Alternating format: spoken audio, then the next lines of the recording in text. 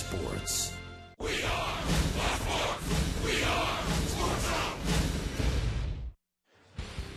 So far, the visitors from the city by the bay haven't been too friendly to their southern hosts. The Giants have taken the first two games in this three-game set, and their bats have spoken loudly. 9 runs apiece in games 1 and 2. But it's getaway day, and Atlanta needs a win before they hit the road for a 7-game trip. And Tim Hudson gets the start. Huddy looks to slow down the Giants on a summer afternoon here in Atlanta. Our series finale between the Braves and the Giants starts now.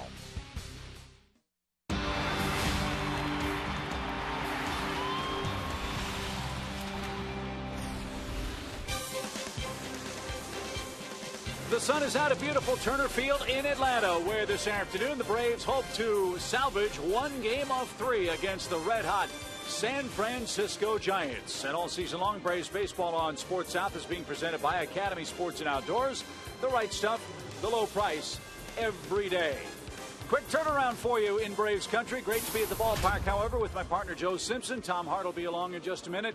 I'm Chip Carey, and the Giants have won the first 2 games of this series rather handily, Joe. But offensively, a couple of guys in the Braves colors have held up their end of the bargain in the first 2 games. Boy, they were special last night, too. But Brian McCann and Freddie Freeman are really carrying a lot of the load offensively for Atlanta. They are both riding 9-game hitting streaks, and last night, when it looked like all was lost, the Braves decided, Freddie Freeman and Brian McCann in particular, that, hey, maybe one more inning. What do you say? With Freddie getting a double and then Brian tying it up with this opposite field home run. Both guys, as I said, we're riding 9-game hitting streaks. Freeman is in there today. Brian McCann taking a day off on the day game after the night game and catching every inning last night. But good numbers. 5 homers, 13 RBIs for Brian, 2 and 7 for Freddie, and Freddie has scored 10 runs because he's been on base a lot, drawn a few walks too. It's good to see those guys swinging the bat so well. Those 2 men are our SunTrust solid performers, and we hope Tim Hudson will have a solid start for the Braves today. He takes the ball for Atlanta, riding a very successful streak against San Francisco. Well, there aren't many must-wins, but this is kind of a must-win today. And if the Braves win, they'll have won 8 of their last 10 ball games, make it a winning homestand. But after sweeping the Mets, you don't want to give it right back to a sweep to the Giants. Bumgarner, as good as it gets right now in the National League at 11-5, and Tim Hudson in 14 starts this season, 7-4, pitching good baseball, although he did have a little bit of a hard time in his last start right after the break. Let's hope he's back on track today. The rains have passed through Atlanta. It is a hot and muggy afternoon for baseball. Venezuela-like weather, you might say. And when we come back to the ballpark, Tom Hart will talk about the Maracay connection to Major League Baseball. Martin Prado's a big part of that, and Tom will explain when we come back to Atlanta right after this.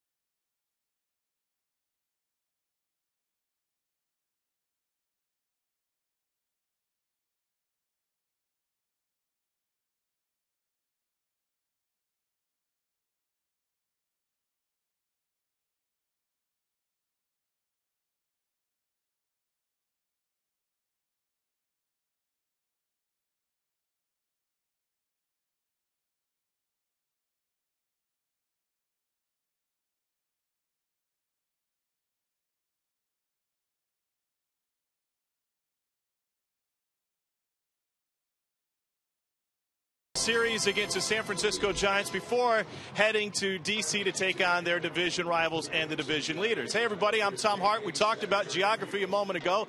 Let's have a lesson now on where all these ball players are coming from, specifically Martin Prado and friends, who's been a team leader this season. Head down to South America, specifically to the northern coast in Venezuela and the tiny town of Maracay, right on the coast and next to the mountains. They call it the Garden City, but they might as well call it a ball player village because no fewer than 11 active Major League players make their home in Maracay, ranging from the little Jose Altuve all the way to our own Martin Prado and a good friend of his, Miguel Cabrera, one of his youth team players who, by the way, nearly signed with the Atlanta Braves. It's a great town and a great town for baseball, and so is Atlanta. And as the Braves close out this one, they hope to close with a victory before heading to D.C. Tim Hudson will take them out. It's the Braves and Giants coming up next from a steamy Turner Field.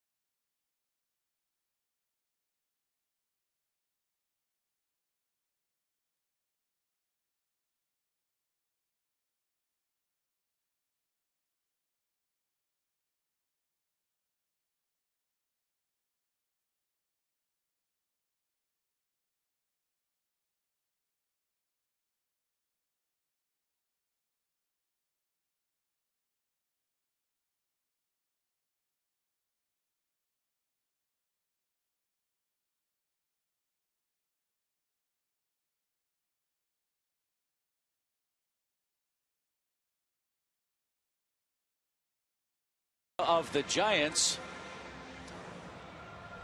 has drawn the ire of the paying customers here at Turner Field.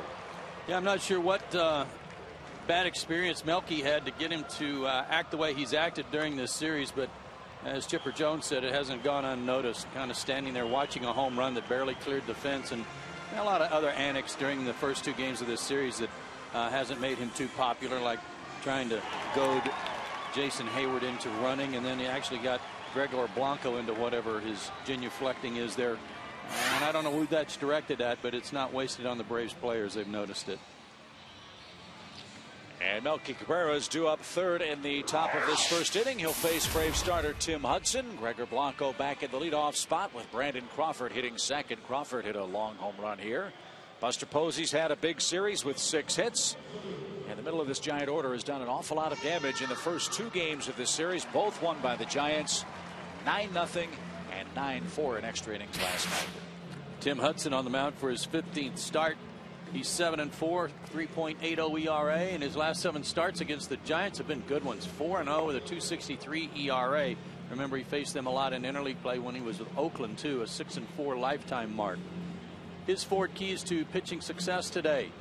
Sunshine is my friend. That's because in his last 22 day games, he's 14-3, and a few more ground balls. These guys have been picking on a lot of mistakes from the first 2 starters of the series, meaning keep the ball down today.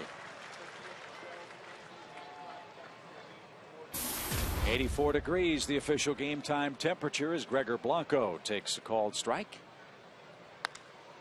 And he pops one to left. First chance out there for Matt Diaz, and he makes the play cleanly. And here's the rest of the Atlanta defense. Michael Bourne and Jason Hayward join Matt in the Atlanta outfield. Martin Prado gets the start at third base. And as Joe mentioned earlier, day game after a night game, David Ross works in tandem with Tim Hudson. Two guys who did all the damage in the 11th inning last night lead off today. Blanco and Crawford.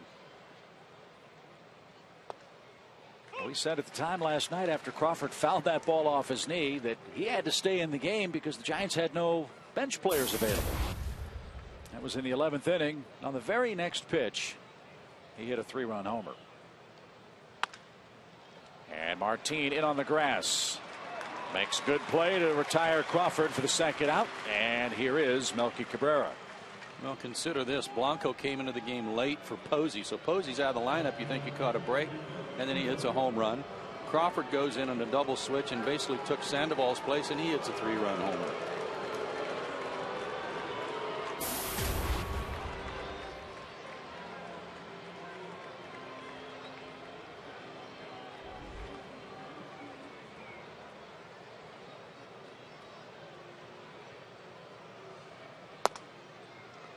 Well, off the plate, 1 ball, no strikes to Melky Cabrera. 126 hits, 42 multi-hit games for the Giants outfielder.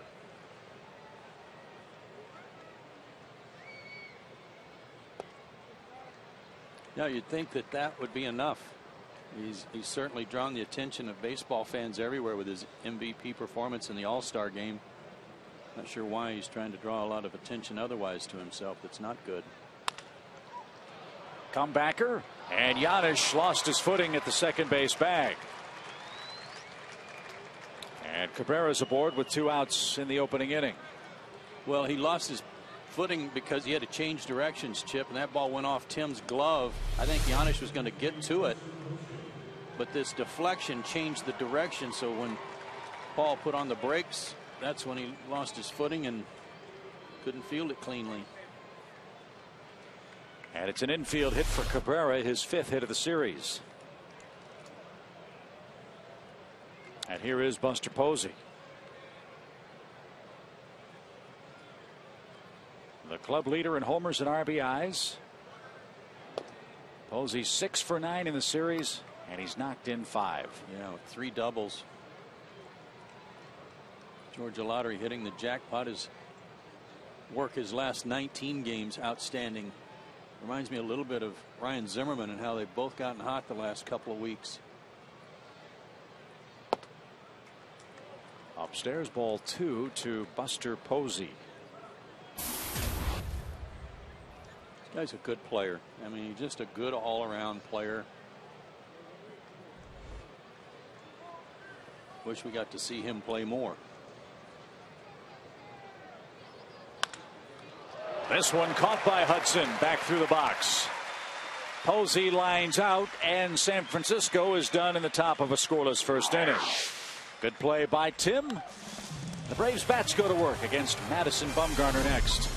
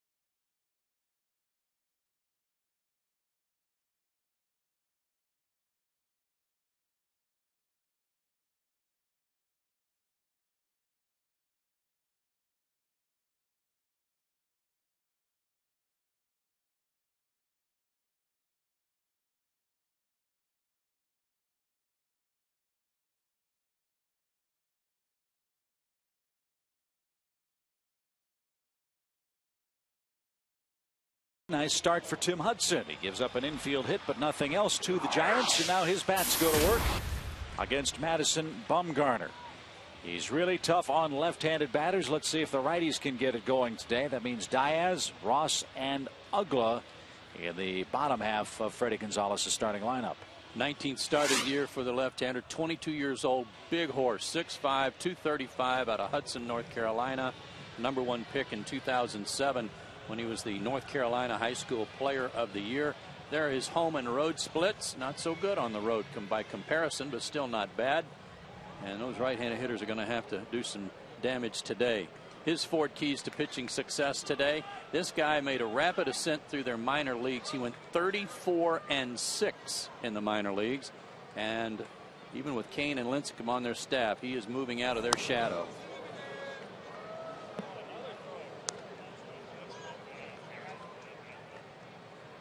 Won a World Series game at age 20 plus a few days. 8 shutout innings against Texas in 2010. And only 3 hits in that World Series appearance. He's quickly ahead of Michael Bourne. No balls, 2 strikes. Fastball's low 90s, 92, 93. And he can get it to sink a little bit. He's got a slider that he just threw to Michael Bourne and a changeup. And you can see what makes him tough on lefties. I mean, he does turn his back on you. I think left-handers can probably see both numbers on his back. And then he kind of slings it at you. It's hard to pick it up. And Michael's down on strikes to start Atlanta's offensive game. 1 away. Here's the Giants' defense, an area in which they have struggled this season. That's the outfield. New look on the infield with Crawford at short. Emmanuel Burris gets his first start, and Buster Posey back behind the plate.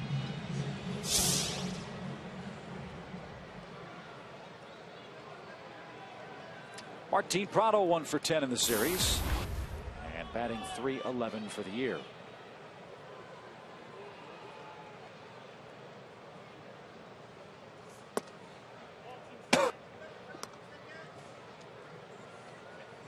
Well, the old cough switch working today, I see.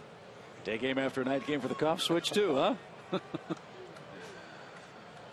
Sorry about that, folks. 1 ball, no strikes. This might be a day where Freddie Gonzalez and the Braves play for an early run. Just try to get one on the board against Bumgarner. Give Hudson something to work with. Give the offense a chance to get on track.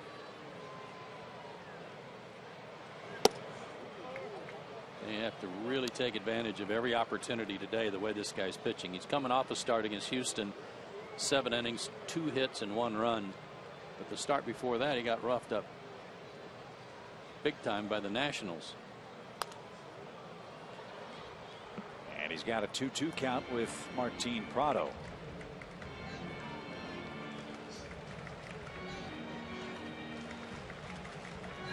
Mentioned this young man coming out of the shadows of Kane and Lincecum for the Giants. Tim Lincecum's nickname is the Freak or the Franchise. Some in Frisco are calling this kid the Future. And what's not to like? He'll turn 23 on the 1st of August. Well, I mentioned his minor league numbers, 34-6 with a 2 ERA. His very first year when he signed, he went 15-3 at Augusta with a 1.46 ERA. The next year, 12-2 combined A and AA, and then part of a year in AAA, he went 7-1. There's a line drive left center field and well hit, but tracked down by Pagan on the warning track. What a play!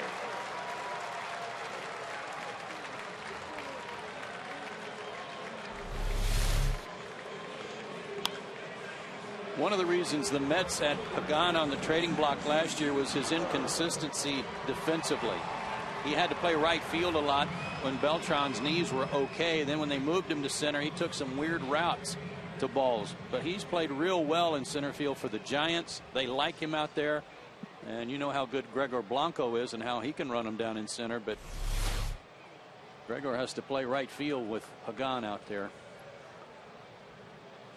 So Bumgarner indeed says wow after Angel Pagan robs Martin Prado of an extra base hit. Now 2 outs for Jason Hayward, the Braves right fielder. That's smoked to Crawford at short. And Bumgarner works a 1-2-3 first inning. Nothing wrong with the Giants defense early today. No score as we head to inning number 2.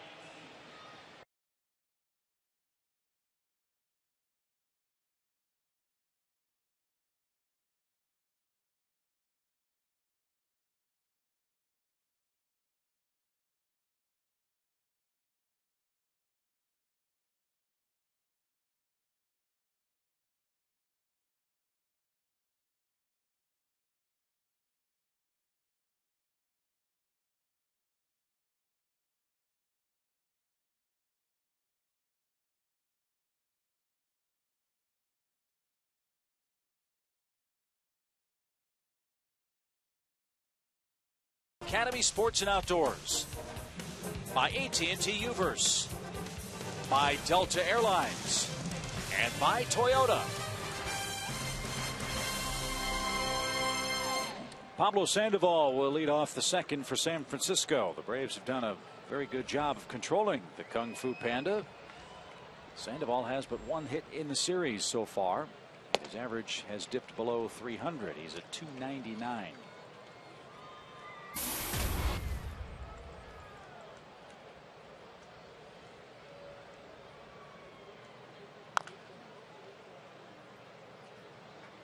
Takes a big hack, doesn't he? Mm-hmm.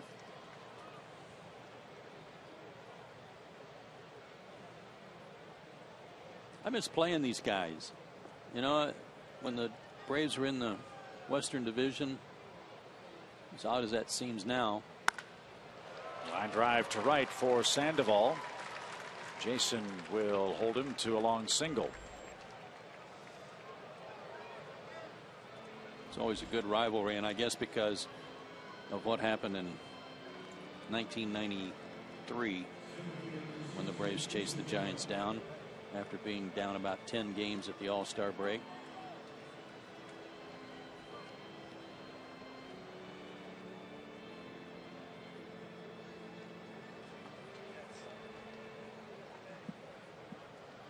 It's interesting you bring that year up. Today's an anniversary of a crazy event in Braves history. Remember the press box fire? Oh, yeah. On this date. No kidding. Welcome to Atlanta, Fred McGriff. Angel Pagan's the batter.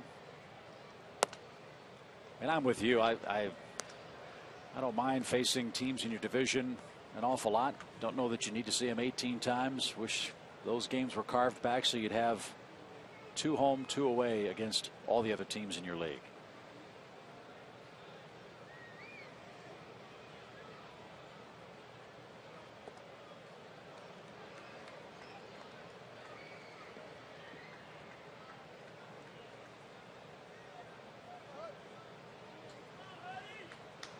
Tim Hudson, as we know, can sweat in an igloo, but it's not excruciatingly hot yet. It's just very humid. So they'll keep an eye on him. A liner foul. And Pagan now 2 balls and a strike.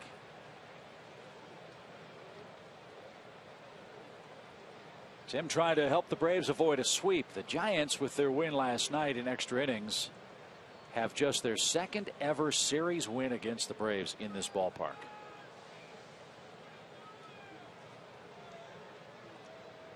It's been forever since a 3-game sweep in Atlanta, too, hasn't it? Back when the Braves and Giants were Western Division opponents.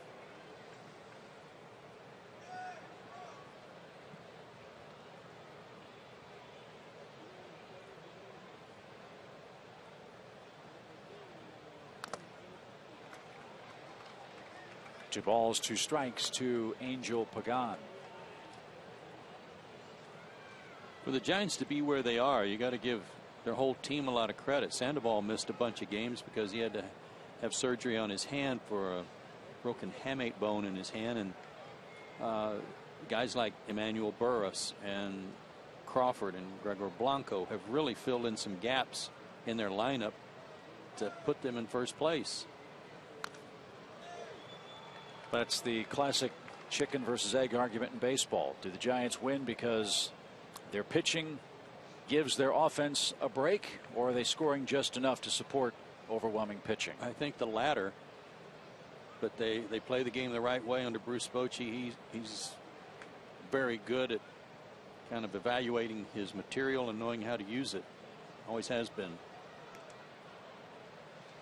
I just think if they had even an average year from Tim Lincecum, how much further ahead they might be in the West. That's the head scratcher for the Giants, that Tim Lincecum's 3-10 this year. And remember, they've been without their closer since the onset of the season. It's Brian Wilson. And a called 3rd strike retires Pagan, who didn't like the call.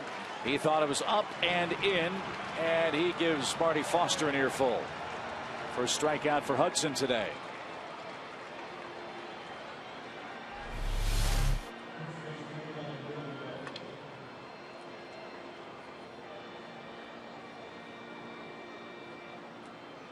Guess he thought it was high. Box track shows you near the top line or on the top line of the strike zone. That brings up Brandon Belt, the San Francisco first baseman, and he's really fighting it at the plate. Belt 0 for his last 12 and only 1 hit in his last 18 at bats.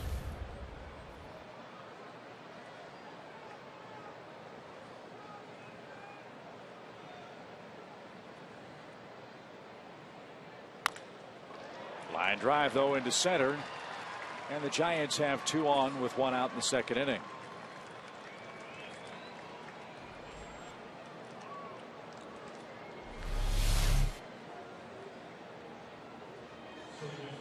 Only 1 ground ball out so far for Tim. And as we've said before, sometimes for sinker ballers, it takes them an inning or 2 to get the feel for the baseball on any particular day. I think that's one of the reasons one of the worst innings for Tim is the first inning. So it should get better as we get deeper into the 2nd inning here. This is Emmanuel Burris, and he grounds 1 through on the first pitch. Sandoval around 3rd is going to be waved. Here comes Hayward's throw. It's cut off. The throw will go to 3rd, and the tag applied to Brandon Belt. So Burris gets an RBI.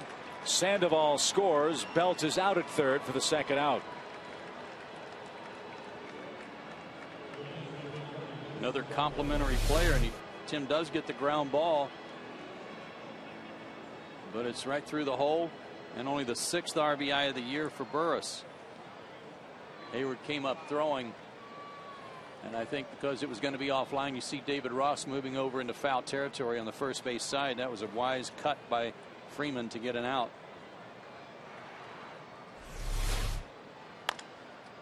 And a pop fly foul by Madison Bumgarner, the Giant pitcher, with a 5 for 40 hitting line so far.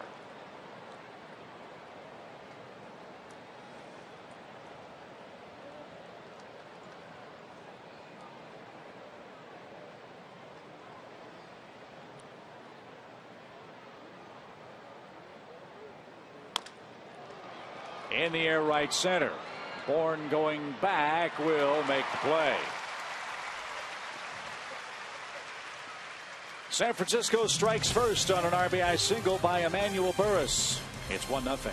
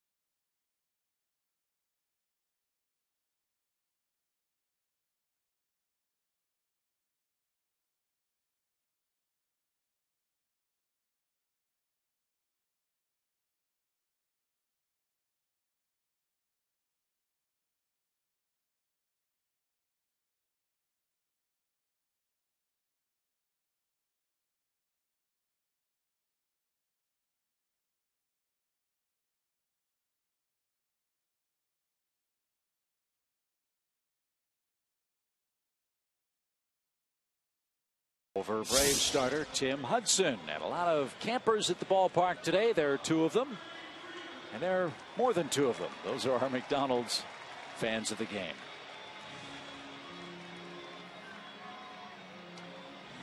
Campers all got a chance to walk around the field today before the start of the game. There were a lot of colorful shirts dotting the warning track. That's one reason for the 12 o'clock start time. Chance for the kids to come to the ballpark and get back home for dinner. I think it's great. I think it's a great idea. Not well, in addition to those reasons, but getaway day for both teams too. An early start to go up the East Coast.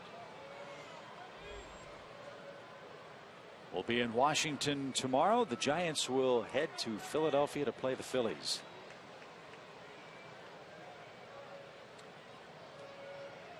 Freddie Freeman, Matt Diaz, David Ross coming up in the Braves second.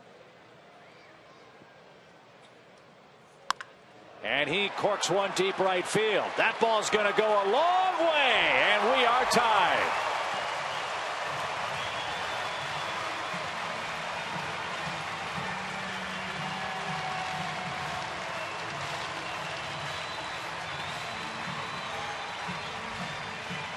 Freddie Freeman is locked and loaded, folks. A 10-game hit streak. Yeah, as we were saying in our pregame comments about he and McCann, they are locked in and they don't care who's pitching left or right. Fastball right there. You think about Madison Bumgarner, he'd only given up 4 extra base hits to left-handed hitters all year and only 1 homer. Now Diaz rolls to short. Nice pickup by Crawford for the first out.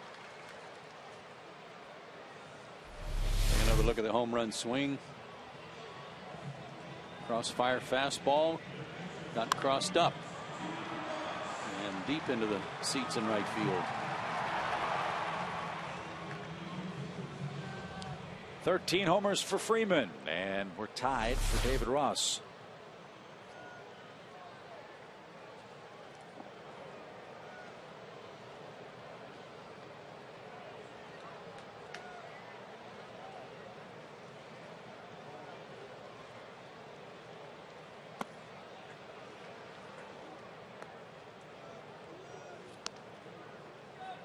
Left-handers came into the game hitting just a .173 against Bumgarner.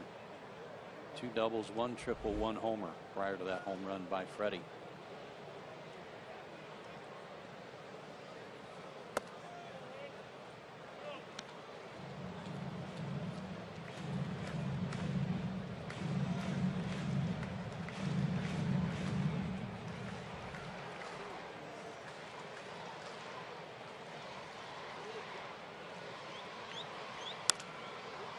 Pop fly to right.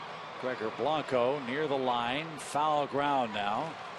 Puts that away for the second out.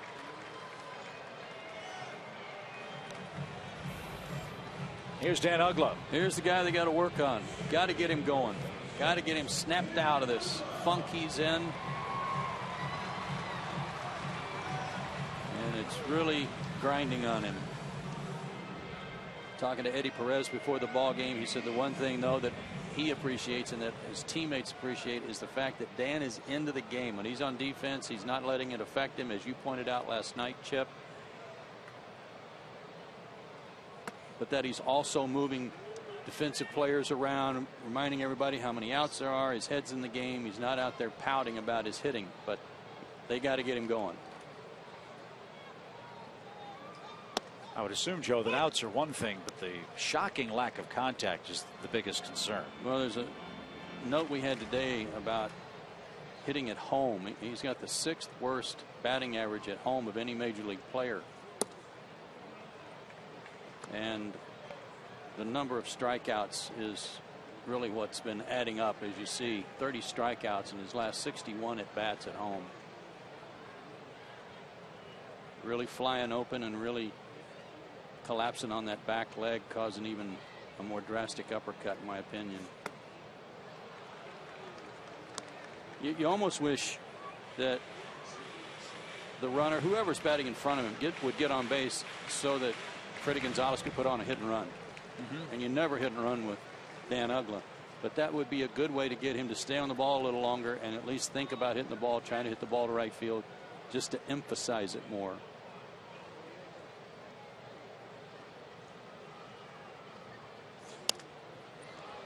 Popped up. Posey gives chase near the Braves on deck circle.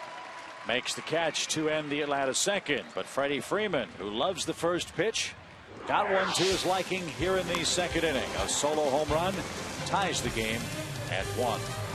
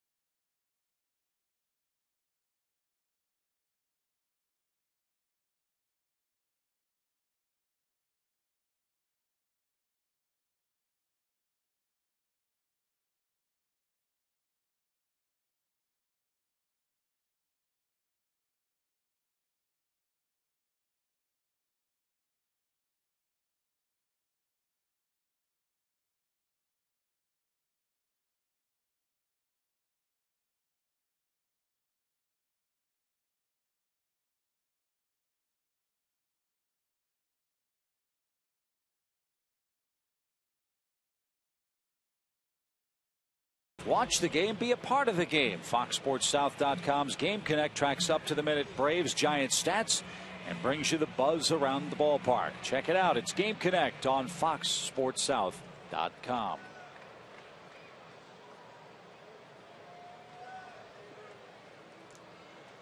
Little pizza, little Tim Hudson, Freddie Freeman homer.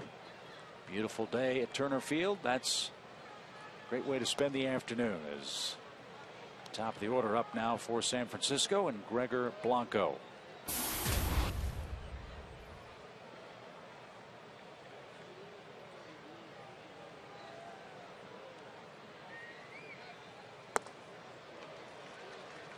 Good pitch. Cut that one down and in on his left foot. As we saw last night, if you give Blanco something down and in, he can golf it out. Got 5 homers now. That's a career high for Blanco at the big league level, kind of like Michael Bourne, who's discovered the power stroke this year. Michael's hit 7 out of the leadoff spot for the Braves. And there's Dan Uggla at second, and Blanco's out number 1. Gregor's still hustling, just out by about a half step. Getting a platoon, I'll call it, opportunity, if not mostly every day, and he's making the best of it.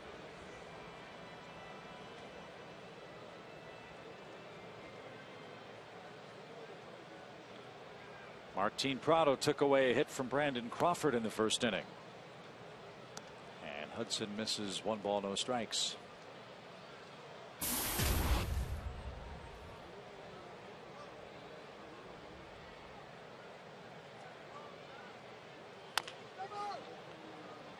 To first, and that's just foul at the bag. Even count. This guy is the one that you think, well, okay, he's down for the count. He doesn't even want to swing the bat. His knee is killing him. They got to leave him in the game, and not so.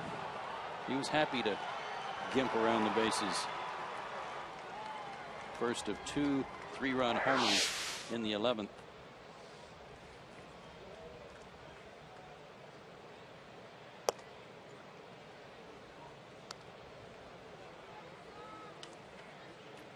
That's a good idea there.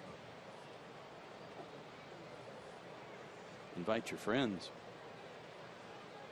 Don't want the seats behind him, though. Rain or shine, 3 balls and a strike.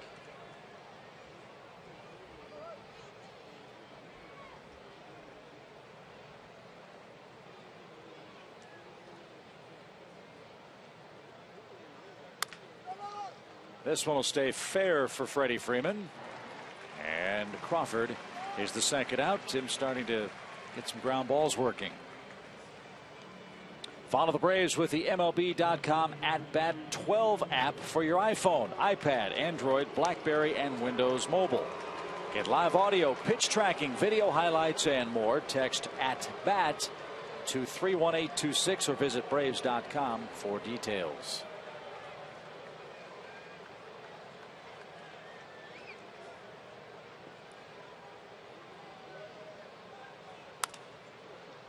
Popped up left side. Giannis is there, and Tim Hudson has his first 1-2-3 inning in the game. He's due second when the Braves come up in a 1-1 game.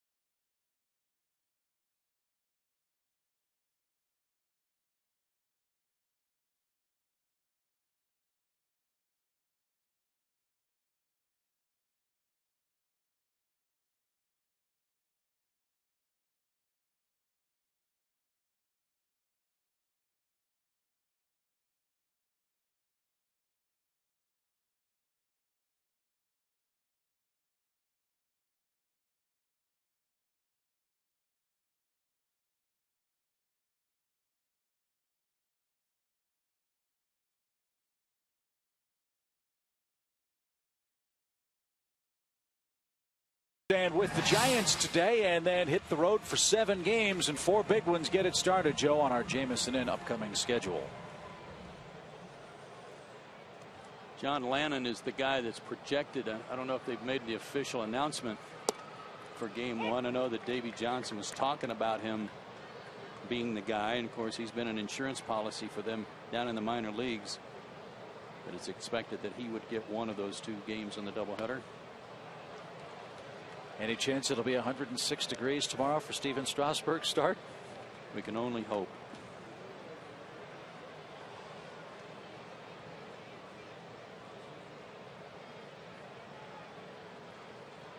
Ooh, Giannis backs out of the way. 1 ball, 2 strikes.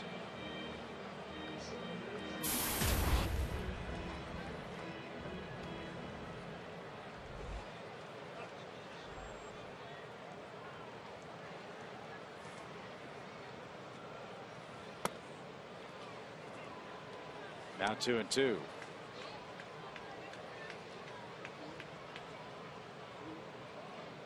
Nationals are in action today as well. They are hosting the Mets. They've got a good matchup. R.A. Dickey for New York, Gio Gonzalez for Washington.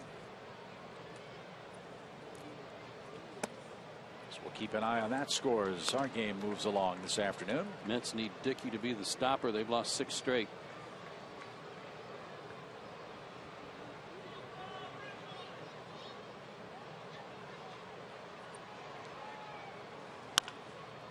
Nationals picked up a game on everybody else in the division yesterday.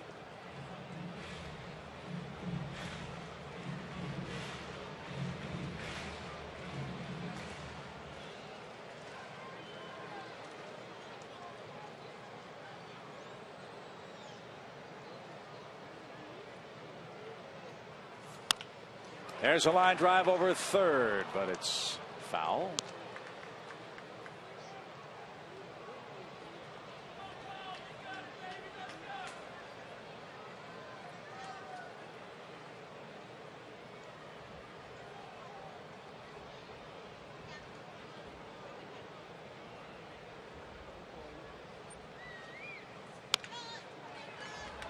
Sandoval bobbles, and Giannis is aboard to start the 3rd inning. That ball has some funny spin. Might have had to go to his left a little bit to get it. May have misread the hop a little bit, and it come up on him a little bit on a short hop. That could be a base hit. I mean, at this point, how many more errors can they accumulate? 1 more. Oh, okay. That's 74 for the year. And now a chance for Hudson to move Giannis along. Tim has 3 sacrifices for the season.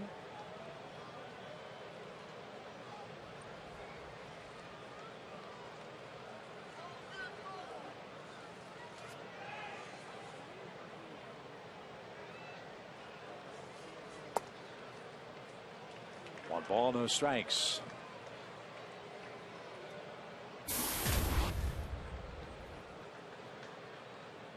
Here's one of those spots that we talked about last night.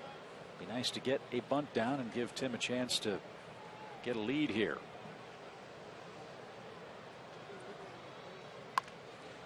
And he does get it down. Belt stumbles, and any chance they had to get Giannis goes by the boards as Hudson is retired at first base. Nicely done. Nice, easy catching the baseball on the bat. And Chris Williams on Twitter wants to know, Joe, in your opinion, who was or is the best Braves pitcher with the sacrifice bunt? I'd say tie for first. I'd say Maddox and Glavine were the best that I recall in the Braves team.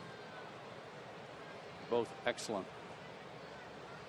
And both pretty much did what Tim just did, which was move up in the front of the box too. Helps keep the ball fair. Low and away to Michael Bourne. 1 ball, no strikes.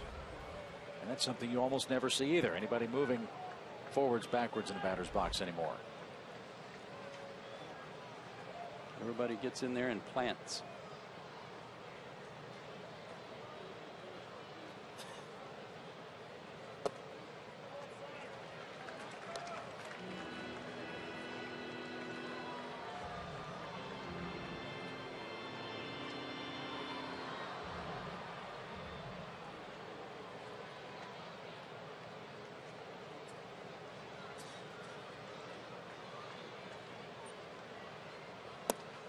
See, this is a situation with Michael Bourne where against a tough lefty, and boy, he's run into a rash of them in this series, beginning with Zito, then Affeldt.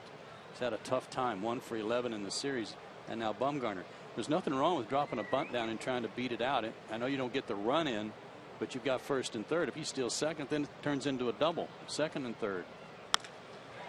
He takes this ball the other way, and that gets between them. Cabrera frozen left. Yadish scores. Michael's on his way to third, and he will make it easily. That's even better.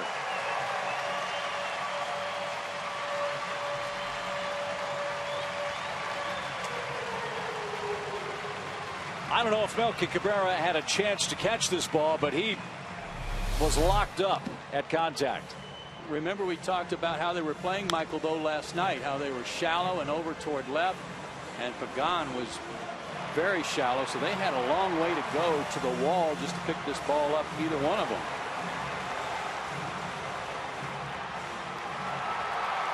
And a good job of hitting going the other way against the lefty. Seventh Bourne triple gives Atlanta the lead. 2-1 your score with one out. Martin Prado up. Pagan made a great play to take away an extra base hit in Martin's first at bat today.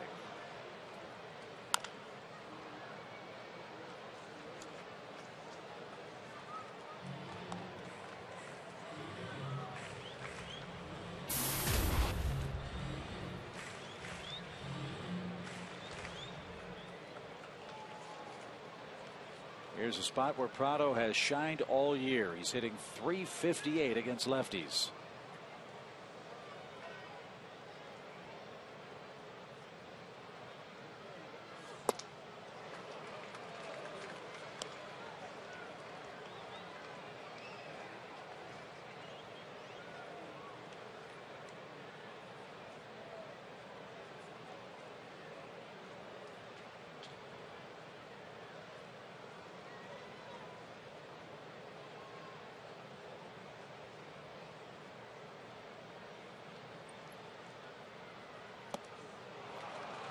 And Prado's down swinging. That pitch was up in the strike zone, 2 outs.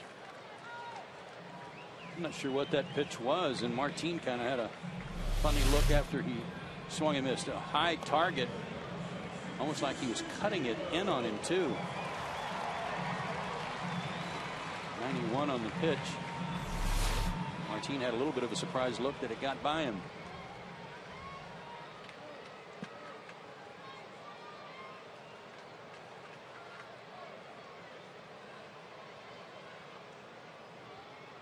Runner at third for Jason Hayward, who cues one foul for a quick strike.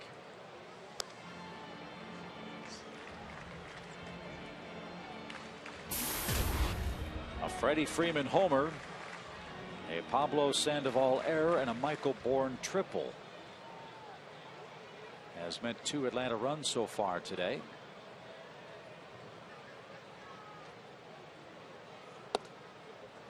San Francisco's run came in the top of the second inning. Emmanuel Burris with an RBI hit brought home Pablo Sandoval.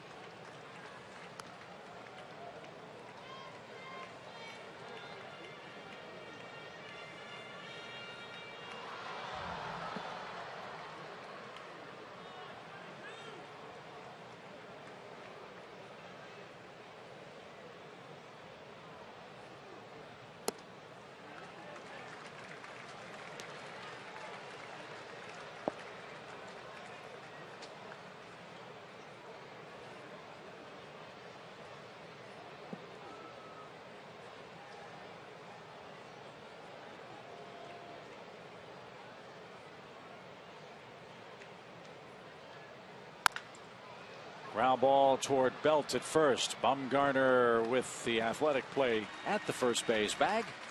And that retires the side. Braves cash in an unearned run, and it gives Tim Hudson a 2-1 lead.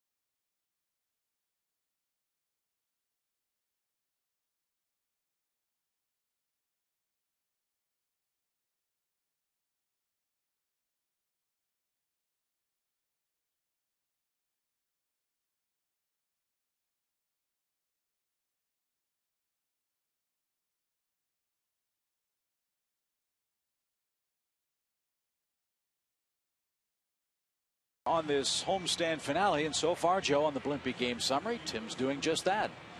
Throwing strikes, they're putting it in play. A few more ground balls at people, which is what he got last inning. 2 out of the 3 outs were hit right at the infielders and a pop-up, so an easy inning, and now he's got the lead. And Buster Posey, who hit a line drive right back at Tim in the first inning, is buzzed to start the 4th. Tim has buzzed him already today a couple of times in there, making sure he keeps the ball in on Posey, hoping that then he can go away. And that line drive might have been hit off the end of the bat just a little bit. Certainly Tim appreciated that fact.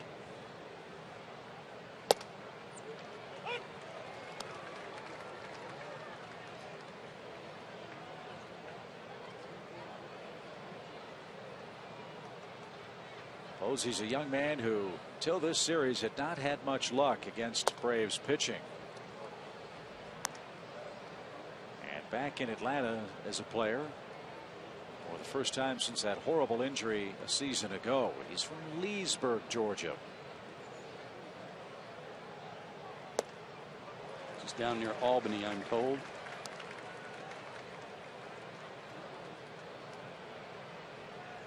Is it Albany or Albany? Depends on who you ask.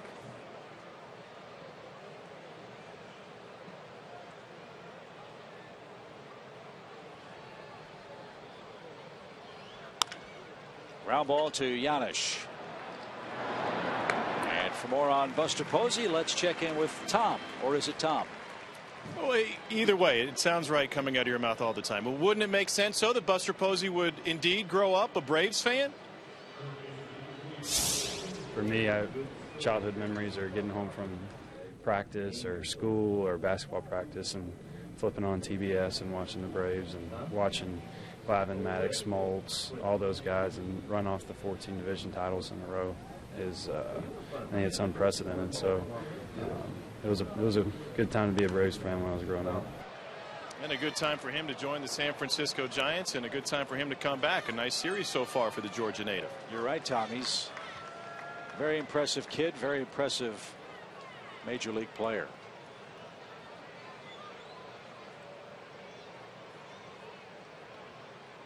Have you gotten one of those, Joe, or walk in the visiting clubhouse, see some players, and they say, I used to watch you as a kid? I wish that were the case.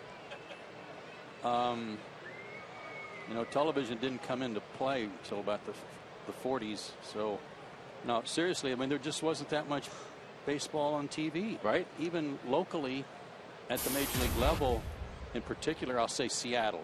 Let's use that as an example because I played there longer than anywhere else.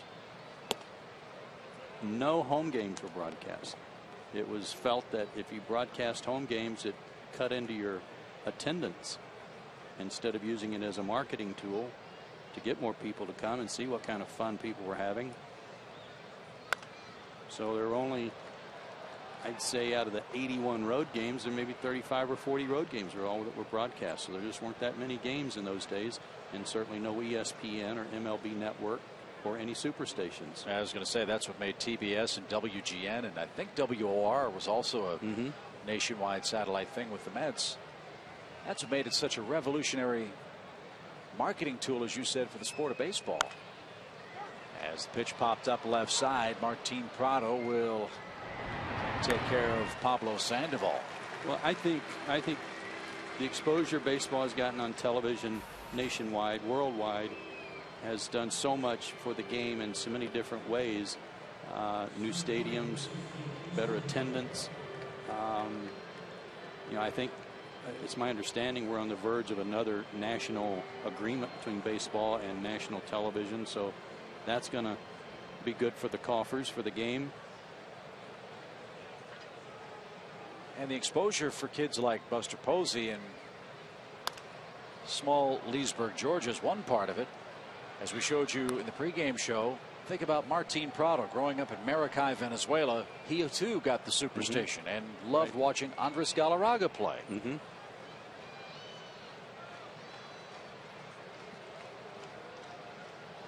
So while scouting and player development are all big parts of it, As far as the internationalization of our major league game, TV's played a huge role too. It goes beyond that too. And Tom was just in our ear basically talking about how Florida State, the college game, is getting so much good exposure now too, and how they might be on TV more than the Mariners were back in the day.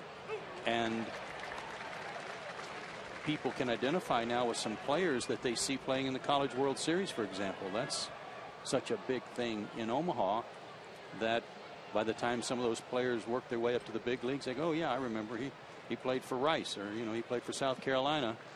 Saw him play in the College World Series.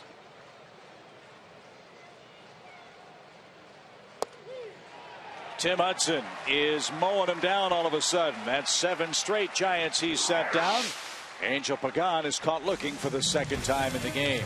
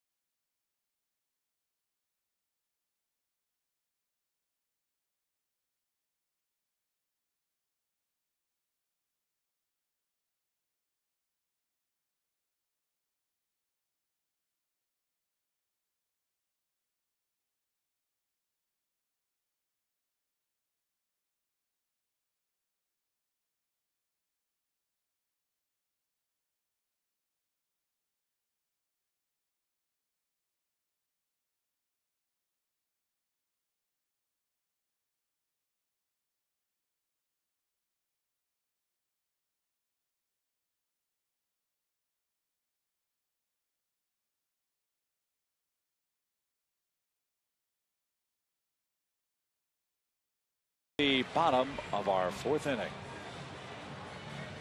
Braves today trying to win their 50th game of the season. They're 4.5 games behind the Nationals. And Freddie Freeman's up. He picked on a first pitch today and hit a homer.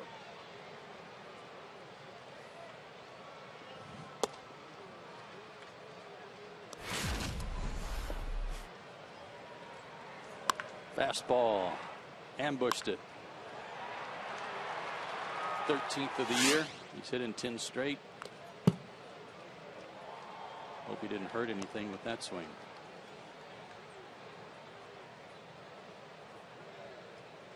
He's 3 for 6 in his career off Bumgarner. Vicious cut there.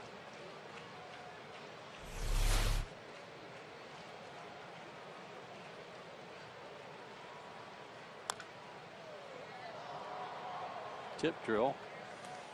Bounced over to Matt Diaz and he tipped it into the stands.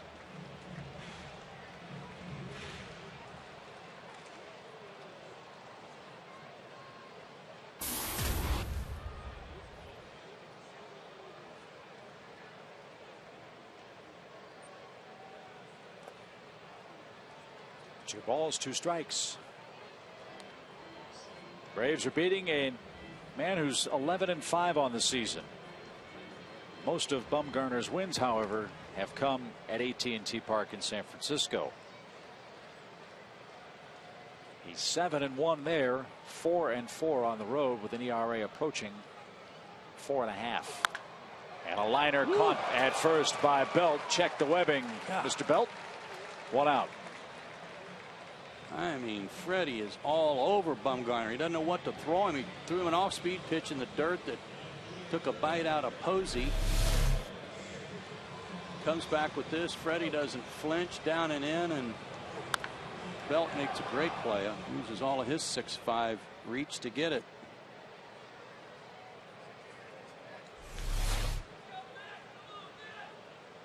So 1 out for Matt Diaz. Matt rolled out to short.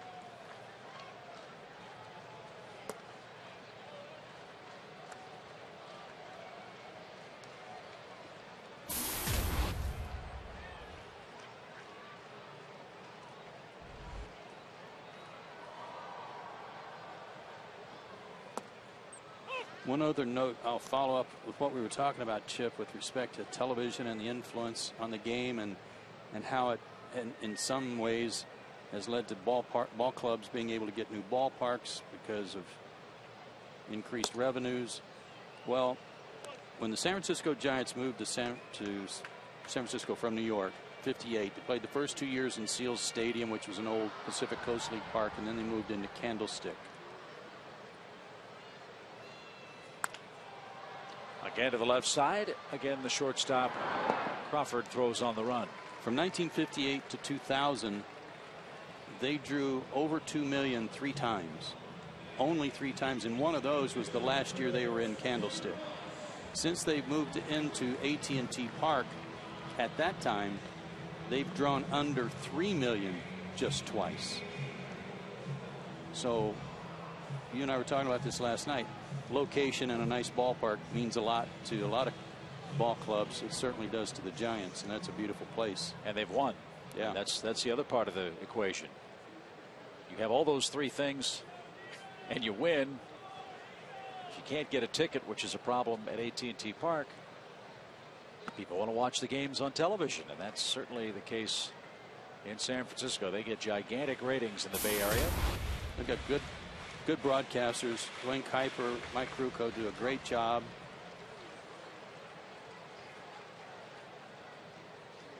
And they, as you said, they got a good club to watch.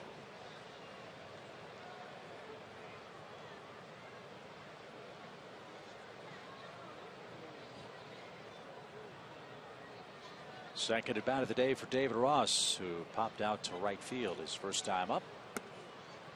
And he takes low and outside.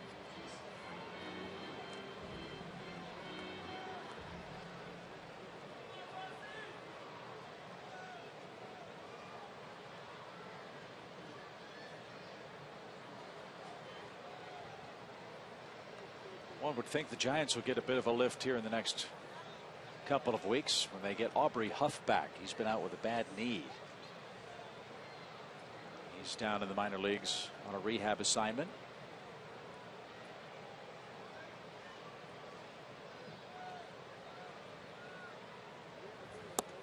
You wouldn't know it coming into you wouldn't know it from the results in the series, but scoring runs has been the main problem for San Francisco all year. And hitting with runners in scoring position, and they've been on fire in this series.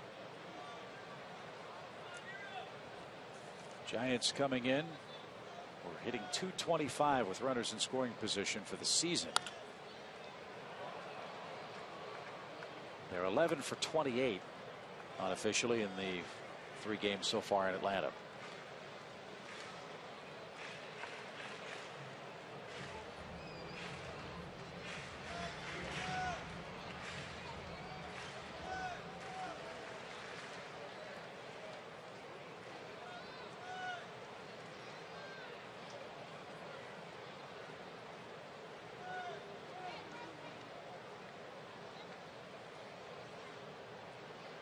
There's a lot of cat and mouse going on here between pitcher and hitter in this at bat. Bumgarner's trying to go to the 4 corners on him. And he's gone to 3 balls. 3 balls, 2 strikes. Wind picking up. It is blowing out toward left center now.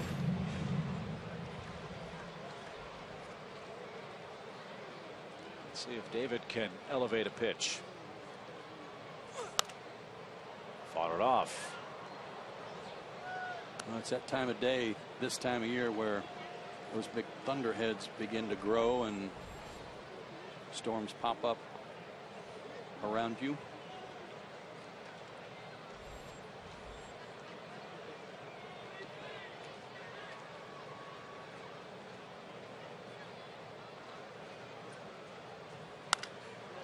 David does elevate one, drives it deep center. Pagan going back. Gone.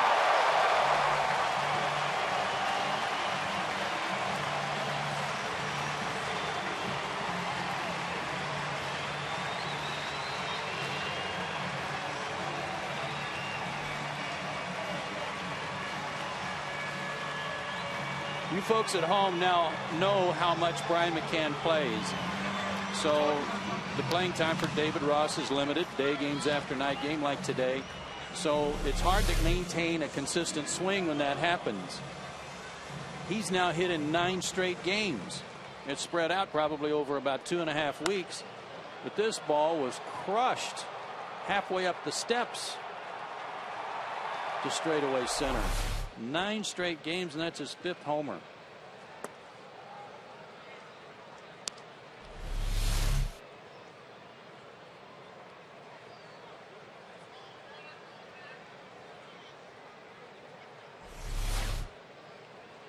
So 2 homers for the Braves, one by Freeman, one by David Ross, and that extends the Atlanta lead to 3-1. And I think the Braves catchers have a real nice home run roll working. They had a stretch of 5 straight games between McCann and Ross where they'd hit a home run. Well, Brian hit one last night. Ross hits one today. Well, Gretchen just told me that Ross's hitting streak started June 17th. The longest hitting streak in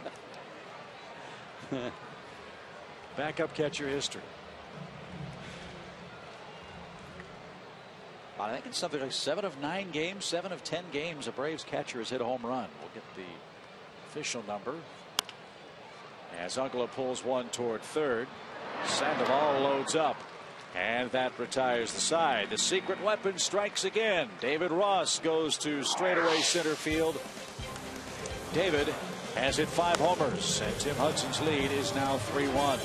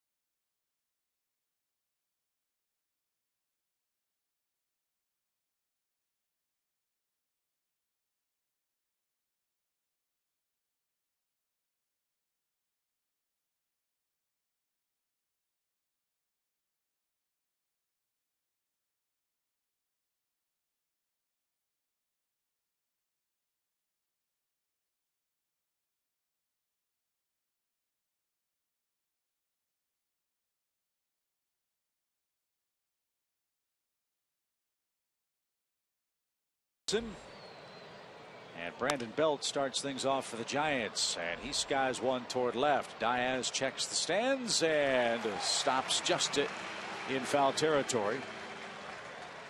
And there's your first out of the inning. It is a hot day here in Atlanta. And here's how you cool off on a day like today. Our Home Depot tools from the dugout in between innings. Well, even out on the field. Really? The old rosin bag to the head. Try to soak up a little sweat.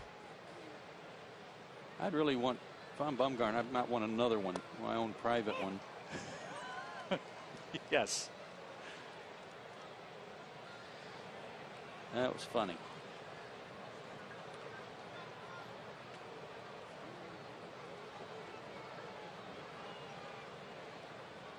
That rosin is encased in what is now an unsanitary sock. Yes. I'm sure that when Tim gets back to the dugout, he won't have any trouble because he'll have some help, but he'll wonder why his hat won't come off. It's just stuck to his head.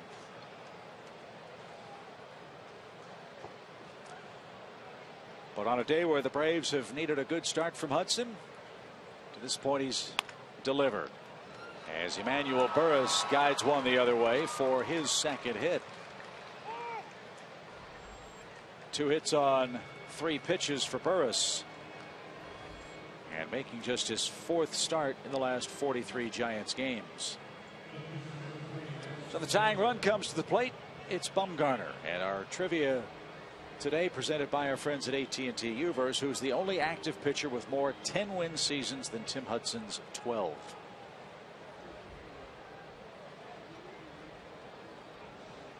I've got 2 guys in mind.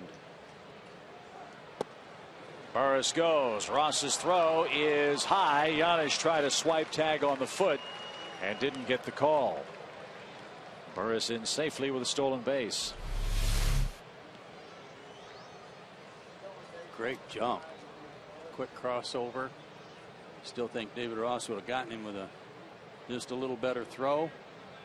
But that's something that, you know, it's hard to keep sharp too when you're not playing every day. Giannis did get him on the back of the foot. And now Bumgarner, a rocket hit toward Giannis. He thought about throwing behind the runner at second, but he takes the sure out at first. 2 outs.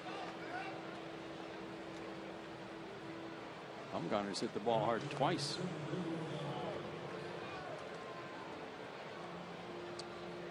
I had 2 guys in mind with that trivia question. One was Derek Lowe and the other was Livan Hernandez.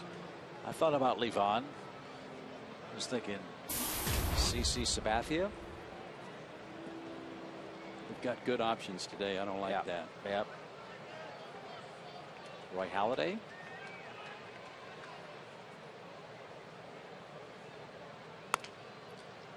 As Gregor Blanco rolls out to second, Hudson gets a ground ball when he needs it. Quick and a quick inning indeed retires the Giants in the 5th. A shutdown inning for Hudson, who bats second when we return.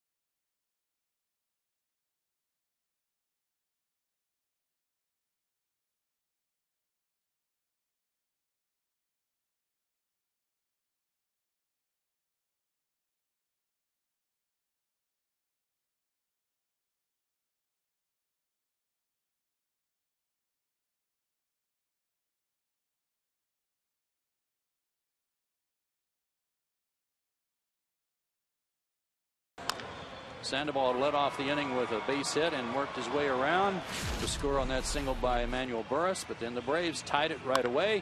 This long shot by Freddie Freeman, his 13th of the year, made it a 1-1 game. Then the Braves got some defensive help after an error by Sandoval. Got the leadoff man on.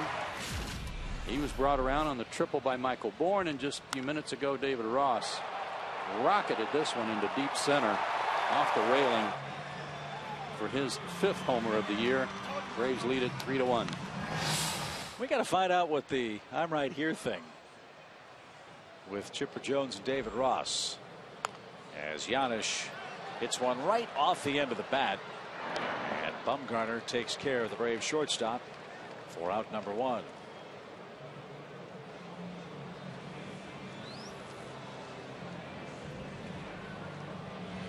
Well, Chipper's not playing today. There was some question of whether or not he was going to accept that offer to try out for the women's Olympic slow pitch softball pitchers position. I noticed on that throwing error last night that he had some potential. That was one of the more interesting throws we've seen in a major league game.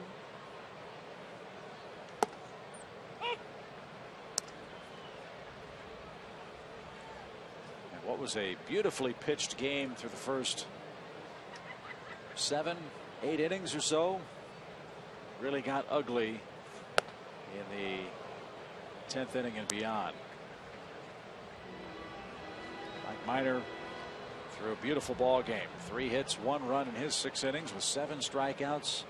Only 1 unintentional walk for Mike in the game. And that was such a telling stat, and has been for Minor this season for the Braves.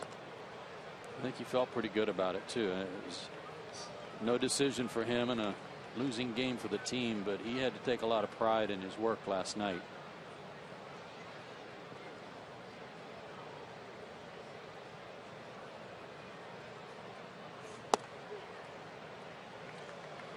And that's a strikeout of Tim Hudson, and 2 are out. Here's the play Joe was alluding to a moment ago with Chipper Jones at third. Well, this is why he got a call from the Slow Pitch Softball Association.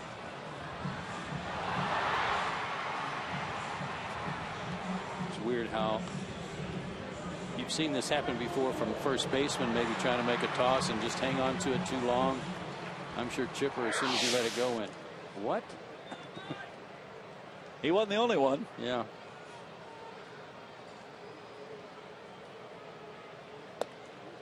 But Chipper talked about that play in the papers this morning. Tough play, near the line, base runner inside the line, going toward the bag, and a fast runner too. Didn't really, he felt, had a chance to catch it with the glove or throw it overhand after loading up. So he made what he thought was the best play, and didn't work out. You're just not used to, especially at third base, you don't ever make a toss like that. Not called on to do it. Well, a good day for Michael Bourne so far today. An RBI triple in the third gave the Braves a 2-1 lead. That came after Giannis reached on a fielding error by Pablo Sandoval.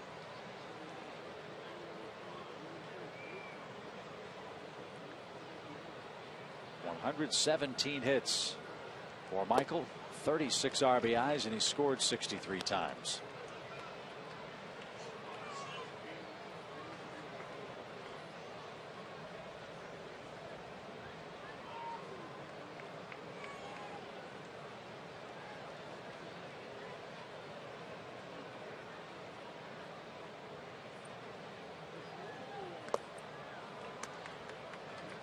Michael on our Academy Sports and Outdoor leaderboard. Look at the multi-hit game leaders. Martin Prado second behind Melky Cabrera, and Michael Bourne in the top 5 with 33. And you got 2 guys on one team at the top of your order doing that. That means you got a chance to score a bunch of runs. Funny thing though, you know, Laser Baker handed me a note a minute ago about how the Giants have really had a good series hitting with runners in scoring position, and coming into play today the Giants had 92 more at bats with runners in scoring position than the Braves. That's hard to believe.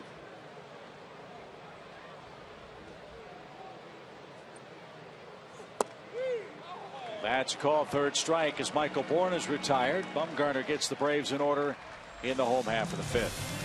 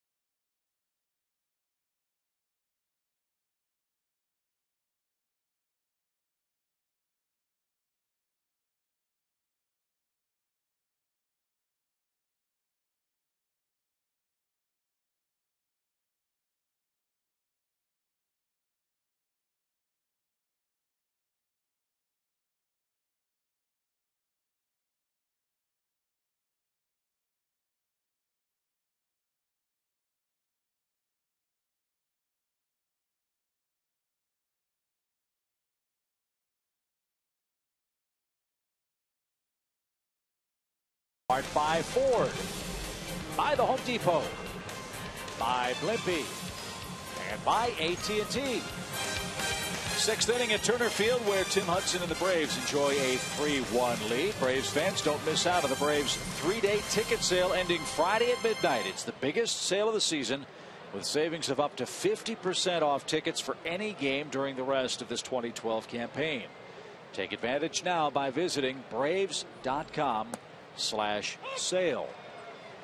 Teams coming into Atlanta include the Phillies, the Marlins, the Dodgers, San Diego,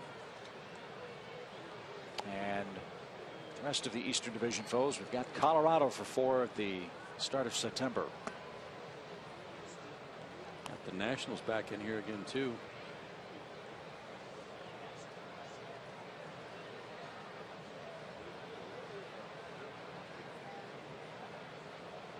Brandon Crawford, a 1-1 count. He's 0 for 2.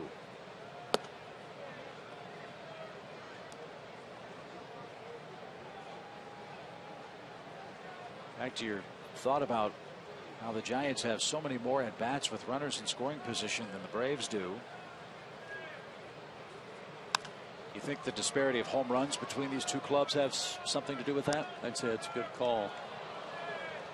The Giants last in the National League in home runs hit, although you couldn't tell that yesterday. They had 3.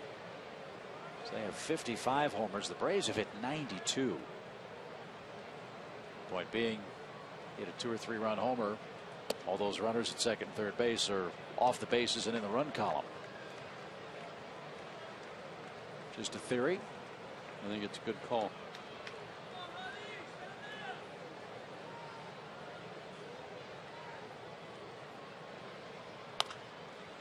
See if Tim can make a good pitch to Crawford here, with the Braves up 2 runs and Crawford leading off the 6th. You know how Tom Glavine talks about Tim Hudson pitching in lanes? You know, in this case, the left-handed hitter, the inside lane, middle, and outside. Tim's had a little trouble with his 2-seamer to that outside lane to left-handers today. It's been running wild, way up and out of the zone, not even close enough for the hitters to offer. There was a good one. And another ground ball is the end result. Everything else has been outstanding and as expected. Once he settled into the ball game, sinker working good and getting more ground balls, and that 2-seamer running down and away from Crawford and hits it right off the end of the bat.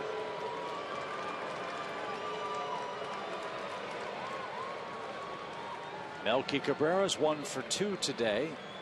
That hit came in the first inning, a deflection off the glove of Tim Hudson. It was headed up the middle. Paul Janisch had to change direction, slipped and fell. And that caught an inside corner. Braves trying to knock the Giants from the ranks of the unbeaten since the All-Star break. San Francisco's 5-0, the last remaining unbeaten team since the All-Star game.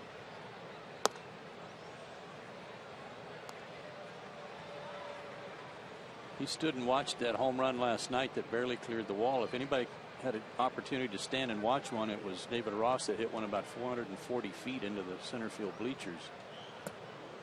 Those are the ones you can stand and watch because you know where they're going.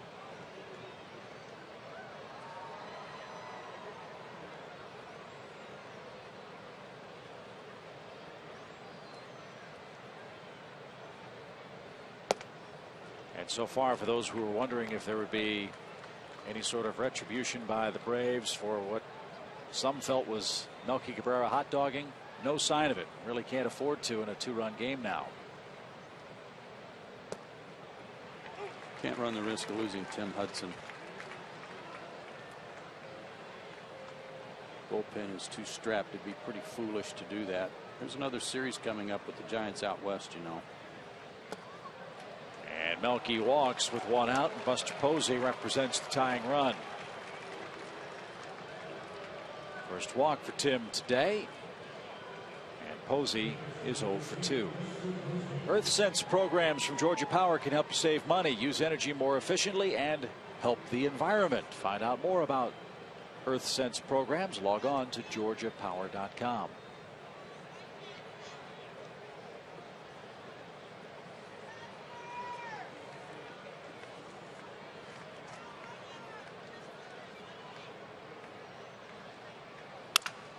Broken bat. Diving play, Prado, and he lost the handle. Great effort to knock that ball down. And all hands are safe for San Francisco. An infield hit.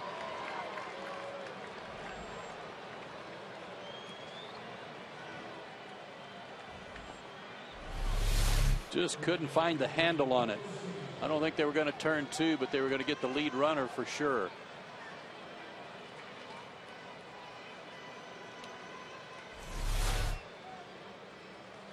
Another good pitch to the end of the bat. Now it gets a little dicier. Here's Sandoval. He singled, scored, and popped out.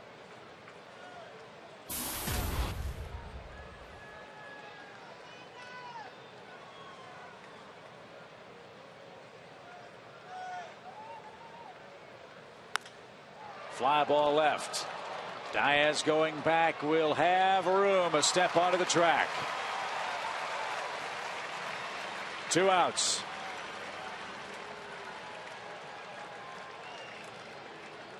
Well, they're going after a lot of first pitches today, and that works to the favor of Tim Hudson, at least so far. 8-pitch inning last inning. And a quick out there.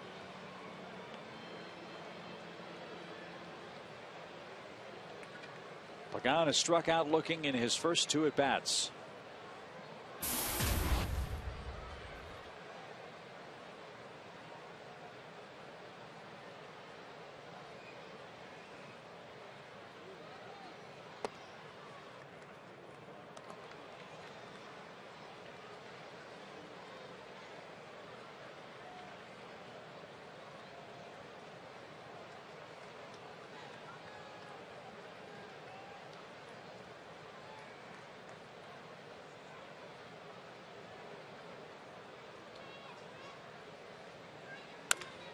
Up the middle.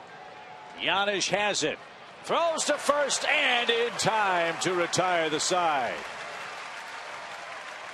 Good play at short by Paul Giannis, and Hudson out of trouble in the 6th inning. He still leads 3-1.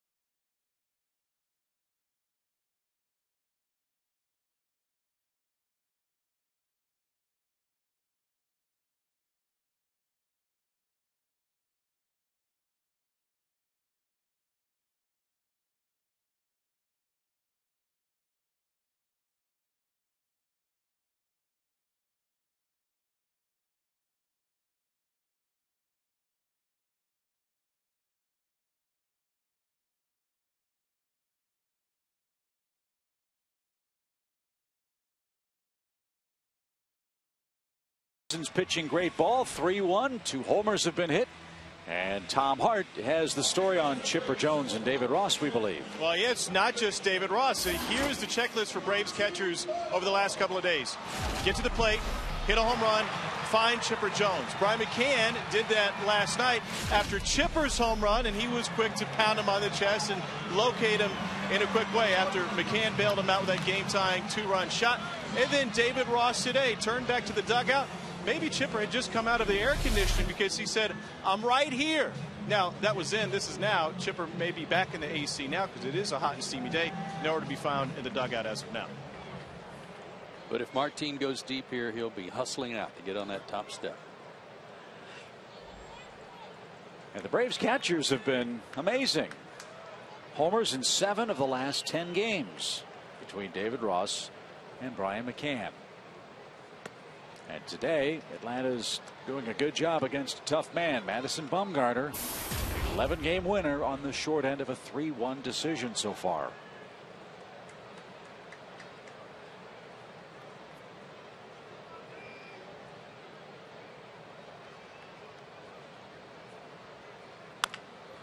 Up the middle. Crawford glides and guns. He's got a good arm. Nice play. 1 out. SEC Media Days coverage is live on FoxSportsSouth.com. Log on now for videos, blogs, interviews, and more from your favorite players and coaches. We ask you to make FoxSportsSouth.com your landing page for everything SEC football.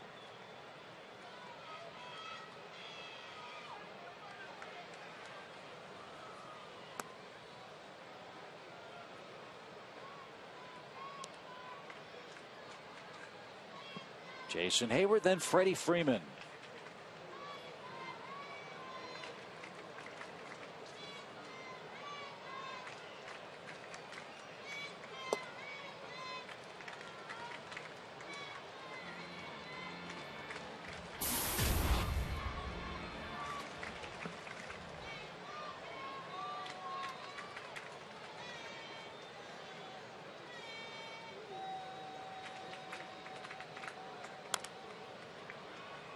That's pulled foul. 2 balls and a strike.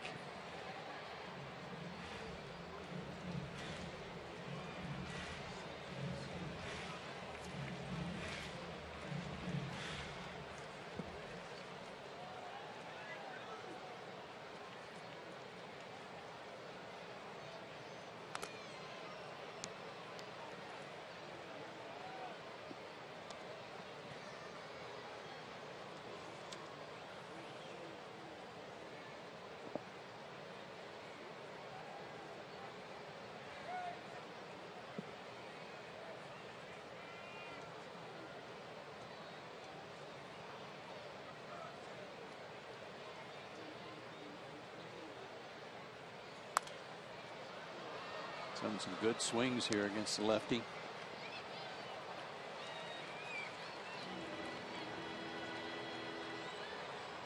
Jason hitting around .230 against left-handed pitching this year.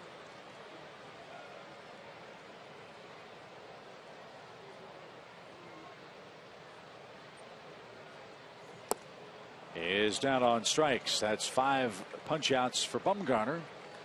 And the bases are empty for the Braves' first baseman. Bumgarner's been through a stretch of odd games for a guy that's won 11.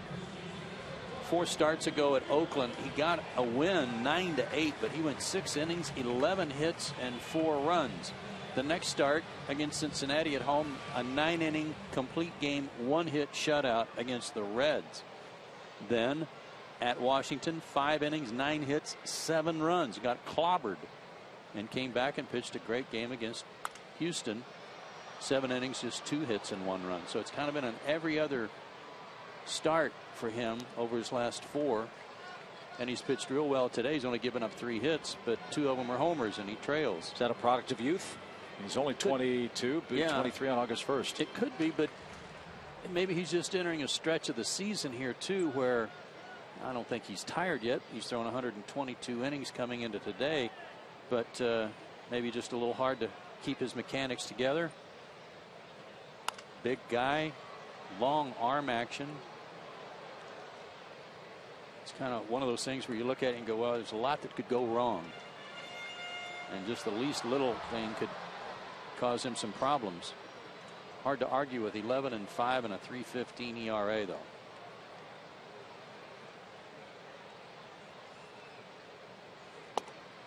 And he goes upstairs to get Freddie Freeman. That's his 6th strikeout. And this game moves to the 7th.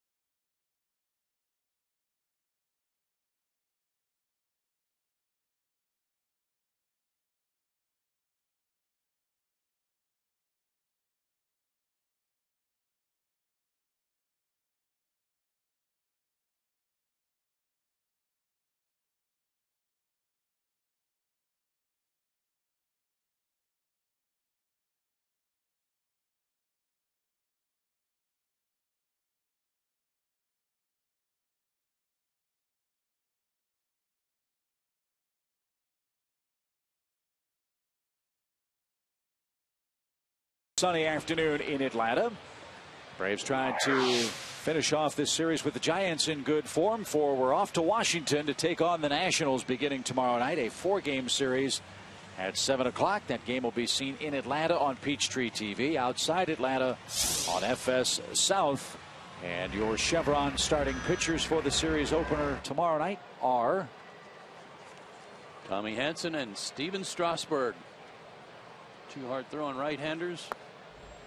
Well, one might throw a little harder than the other, but so what? They're both big, and they're both 10-5.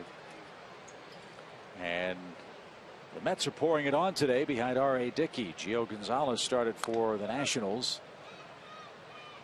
And the Mets, trying to snap a losing streak, are leading 9-1 today. Go Metropolitans. Just told by the truck that Rick Ankiel got released today. Really? Yeah. They activated Drew Storen, their closer, who's been on the shelf with an arm injury. So he's back, and they released Rick Ankiel to make room for him.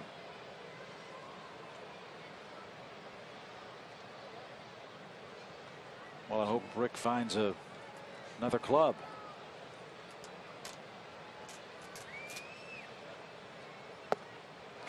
And Brandon Belt is struck out. Well, Tim's had very good stuff again today. That's his 3rd strikeout and a good start to his 7th inning. One of the things that Chayo Jurgens talked about after his start against the Giants on Tuesday was lack of command. And people were trying to ask him, well, yeah, but your velocity was obvious. Yeah, but it doesn't matter if you're not throwing it where you want to. And I think that's been a key for Tim today. You know, he's been 88, 89, a few 91s when he wanted to fire a 4-seamer. But he has had very good control for the most part.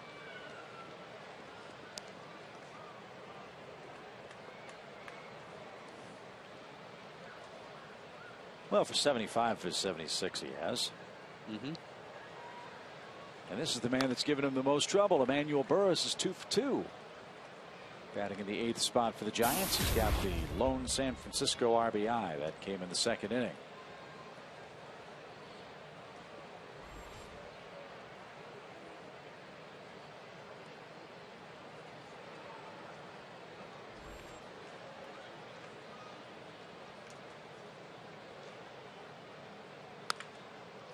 To second. 2 outs. Be there as number 10 finishes his final season at Turner Field with a Chipper Jones 4-game plan. The package includes a ticket to 4 Friday games and 1 set of 4 limited edition Chipper Jones commemorative prints. Packages start at just $71, so visit Braves.com/Chipper or call 404-577-9100 today.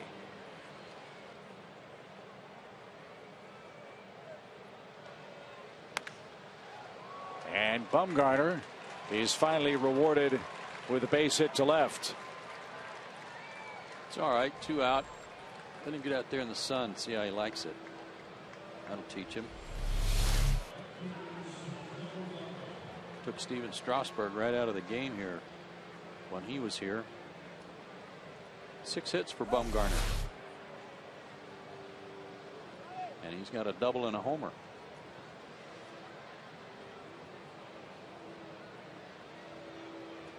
Back to the top now, and Gregor Blanco, the Giants right fielder, is 0 for 3.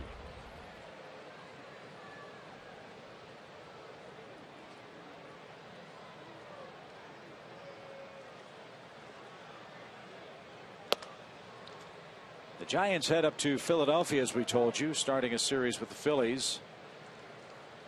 Worley, Hamels, and Blanton are the 3 going to the mound for the Phillies in that series. Lincecum, Kane, and Barry Zito will pitch for San Francisco.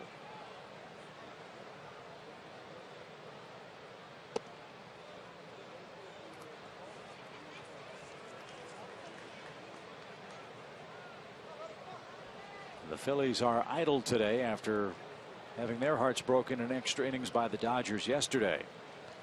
And snapped a 4-game run for the Phillies. They're 11 games under 500, 14 games behind the Nationals in the East. Yeah, it looked like they'd gotten it turned around a little bit. They won 4 in a row.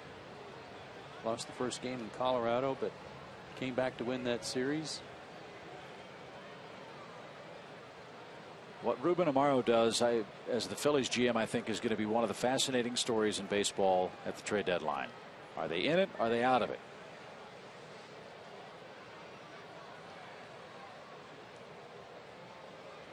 Cole Hamels is one guy that certainly would draw an awful lot of interest. The Phillies have said they would like to try to re-sign him. Well, let me interrupt you right there. The story is that they're going to make an offer to him before the deadline and find out how interested he is in staying. And then presumably if he doesn't take it, then if there's no interest, they'll put him on the market. Blanco's at first with a 2-out walk. Second walk in as many innings for Tim, and Roger McDowell out for a breather here. For Crawford getting busy. A very important man in the game. Chris Medlin begins to loosen up. And not only do you have the Cole Hamels situation with the Phillies, Cliff Lee, Hunter Pence, Shane Victorino. There are a lot of very intriguing pieces to that Philadelphia puzzle that Ruben Amaro has to sort out. This will be an extended visit by Roger McDowell, not to discuss anything in particular, just to give Tim a chance to catch his breath a little bit here on a muggy day and give him a chance to regroup here as he prepares to pitch to Crawford.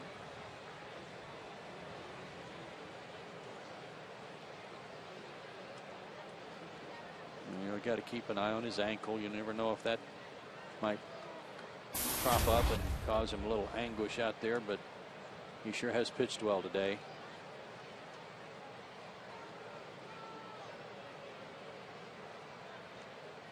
Trying to extend his winning streak over the Giants to 5 straight games. There's that spot again that he's just a little off on today. That lane, that outside lane to lefties.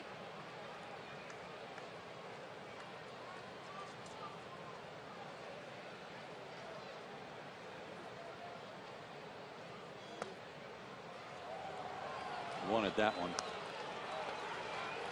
So instead of 1-1, it's now 2 balls, no strikes to Brandon Crawford. I think Marty Foster's been pretty generous to both pitchers today.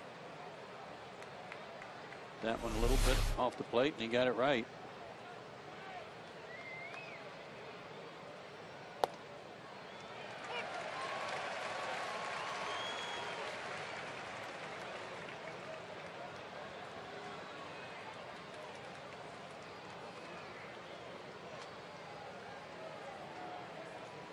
Bumgarner's at second, Blanco's at first.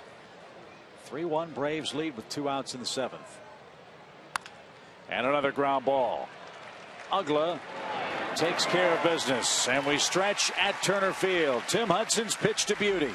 He leads 3-1.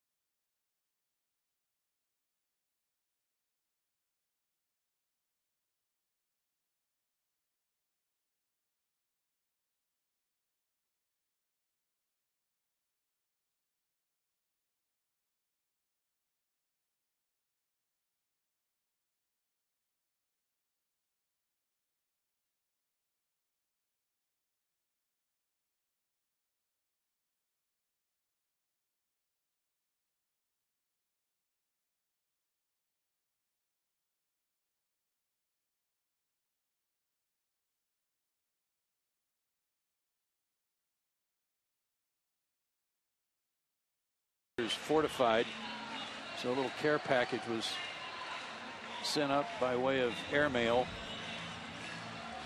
to camera number 2, Tex Fay, who was just about to pass out up there until he got a couple of Milano cookies, some M&Ms, some walnuts.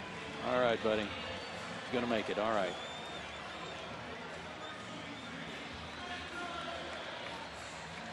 So we head to the bottom of the 7th inning. Bumgarner back out there for the Giants. He's pitched good baseball too. Just not much offense in support. He struck out 6. He's given up 2 solo homers. 1 to Freddie Freeman, 1 to David Ross, who waits on deck for Matt Diaz to conclude his at bat. Well, let's see if that jaunt on the bases for a little while out there has any effect on him.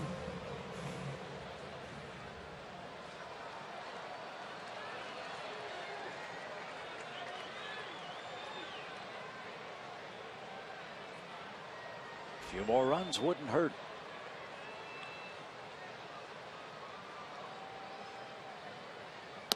We were bragging on Vogelsong last night about how he has pitched at least 6 innings in every start for the Giants, and this guy Bumgarner's pitched at least 6 in all but 2 of his starts.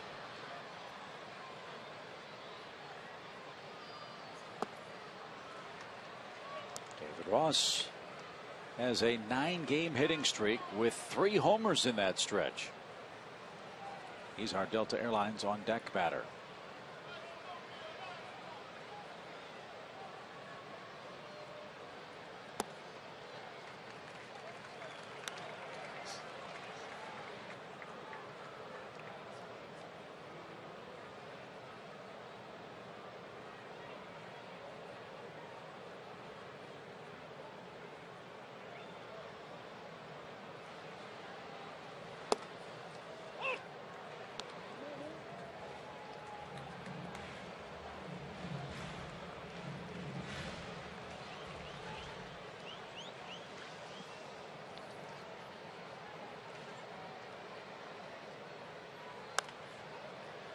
Matty Sky's 1 foul and has a full count. 3 balls, 2 strikes.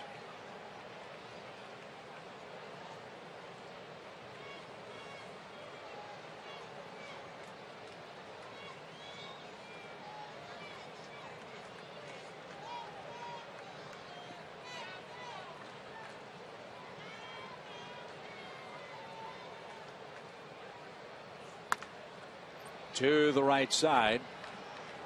And Diaz is retired by Emmanuel Burris.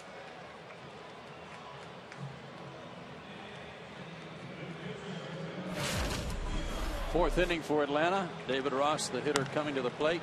Launched one after a long at bat. 2 out, nobody on. About a 9-pitch at bat, and not just in terms of pitches, but it was on the clock about 3 or 4 minutes long. Bumgarner kept stepping off. Ross would step out. Took a while to get that going. Paid off. David was the last guy to reach base too.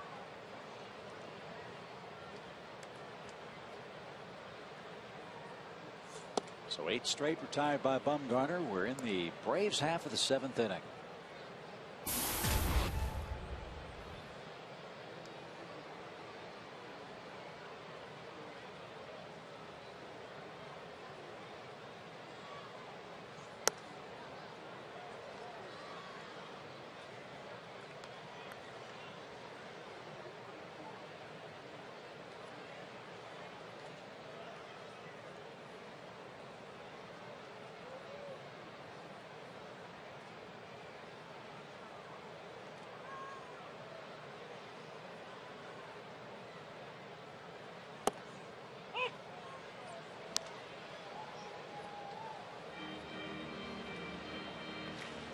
Bullpen begins to work for the Giants now.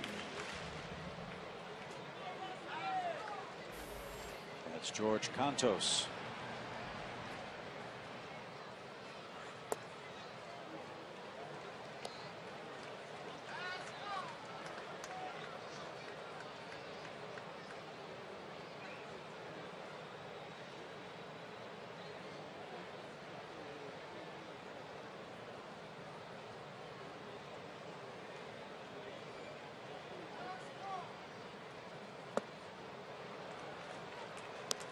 Let's get David on base here. Walk, base hit. Get him on base with 1 out and put on a hit and run for Ugla.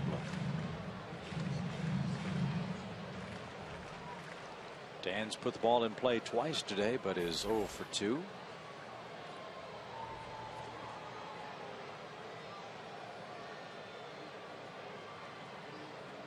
And here's pitch number 100 coming from the Giants lefty, Madison Bumgarner.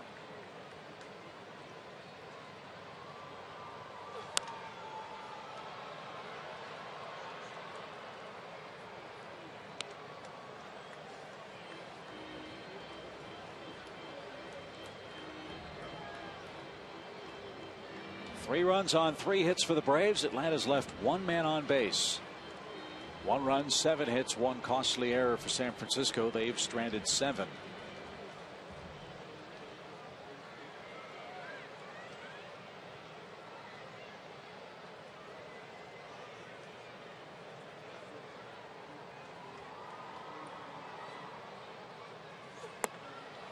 And a swing and a miss for Ross. Might have swung at ball 4.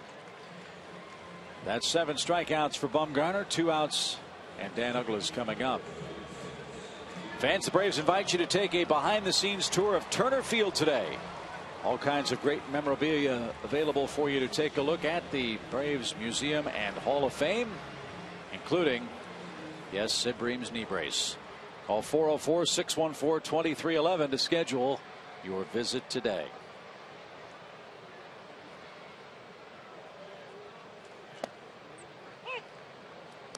Hope they had it sandblasted before they put it in there.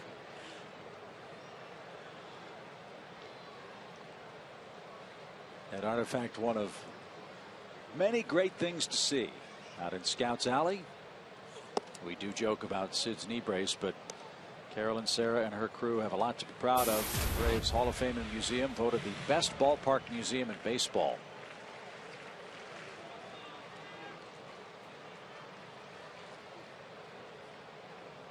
So we hope you'll make your plans to check that out on your next visit to the ballpark. As Ugla ahead in the count now, 2 balls and a strike.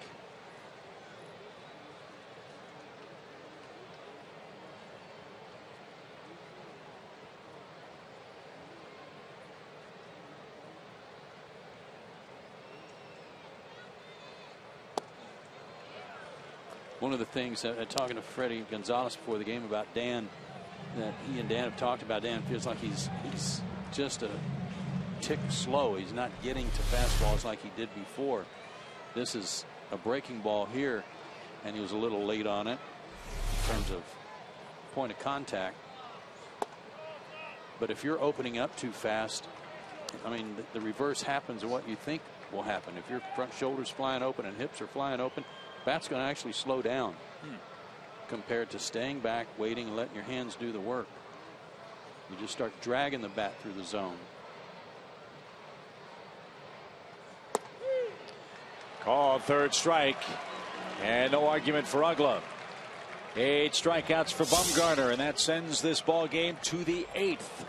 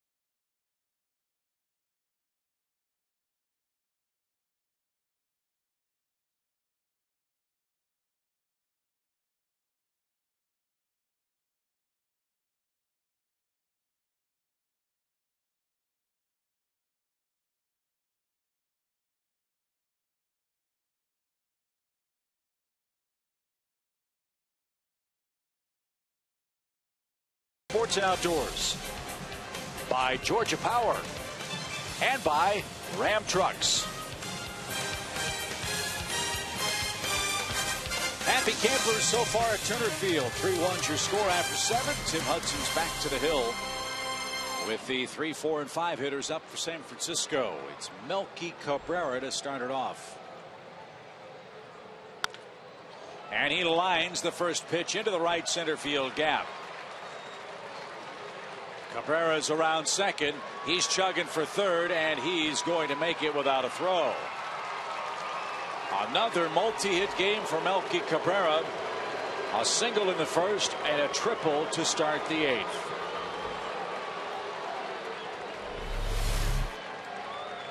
Can't take away from the fact that this guy is just on fire. Not a bad pitch, had the middle of the plate, but splits the gap, and another multi-hit game. 43 of them now. Now danger with Buster Posey up there. 3 homers, 16 RBIs in the last 20 games for the Giants catcher. Braves playing back. They'll concede the run. They just want an out. That's what Tim Hudson wants. Don't try to pitch to avoid having Cabrera score. You've got a run to work with here.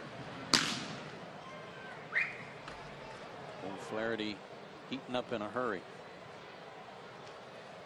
Ball gets loose in right field. Jason Hayward will track it down. Remember the 6th inning after Cabrera walked with 1 out?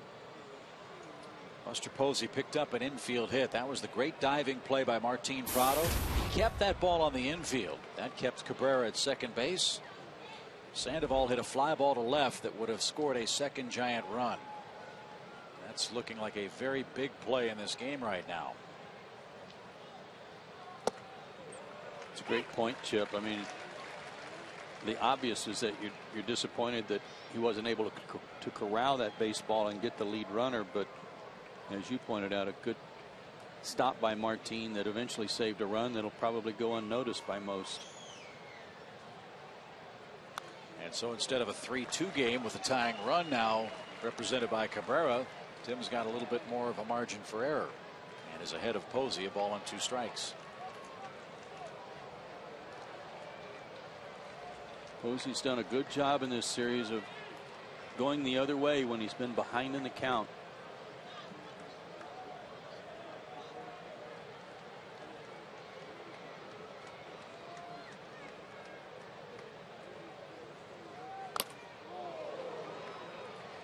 That rattles David Ross.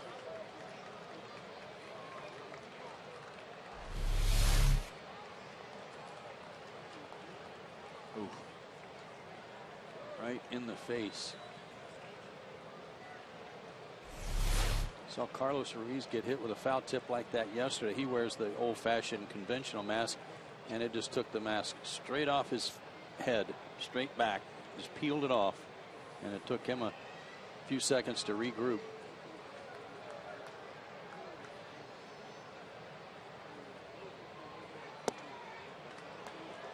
Like that pitch. Yeah, they've done that a lot to Posey today. Well, they've been busting him in mostly with fastballs to get him to spin out of the way, and then they threw that cutter or slider at him hoping he would flinch, and he did, but it just didn't come back enough for the strikeout.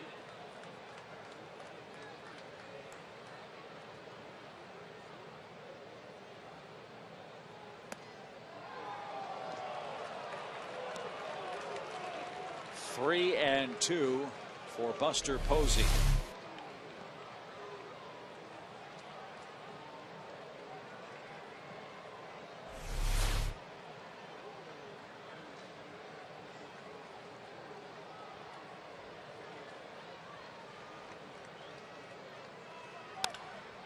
High fly left center. Michael Bourne says he's got it. He does. And the Braves do indeed concede the run. Melky Cabrera will score on a sacrifice fly. It's now a 3-2 game, and that will be the last pitch of the day for Tim Hudson.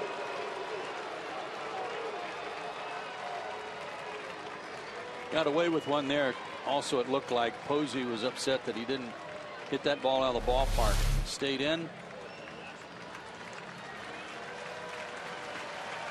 And it's only a sac fly. 95 pitches for Tim Hudson, but more importantly, 7 innings and a third, and he's winning the game.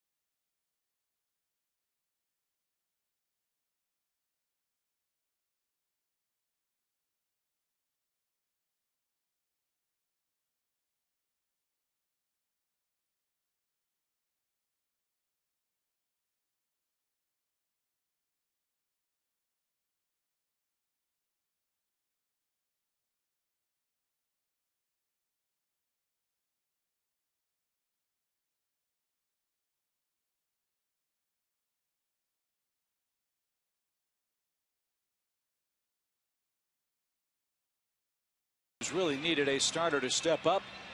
Tim did that. There's his line for the afternoon. 95 pitches over those 7 1/3 worth of work. And he will give way to Eric O'Flaherty, the Braves' left-handed relief pitcher, will answer the AT&T call to the bullpen. Eric pitched last night, worked a perfect 8th inning, and only had to throw 11 pitches. So he should be fresh and ready to go today. But keep in mind, this Giants team, especially the middle of their order, Cabrera, Posey, and Sandoval, all with good numbers against left-handed pitching for the year. Sandoval's 1 for 3 against Eric. And has the bases empty, 1 out. And he jumps on the first pitch, and that's blooped down the right field line for a hit. That's something else they've done a lot today, Joe. They've been very aggressive early in the count.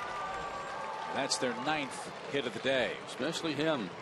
Even last time up with runners at first and second, he didn't waste any time when he flied out to left. This is a broken bat flare to right. And you know what?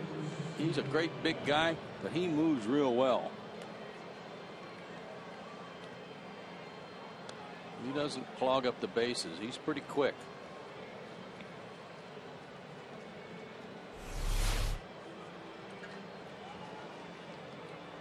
And that represents the tying run with Angel Pagan in the box.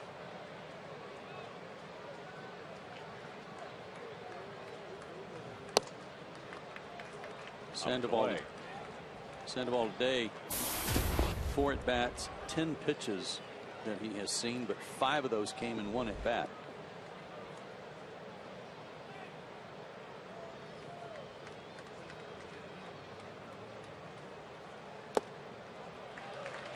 A bit tardy, 1 ball, 1 strike.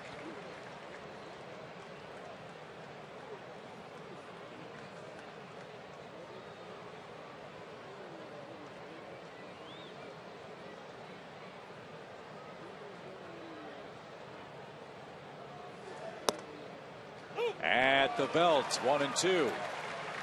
They have not seen eye to eye today, these two.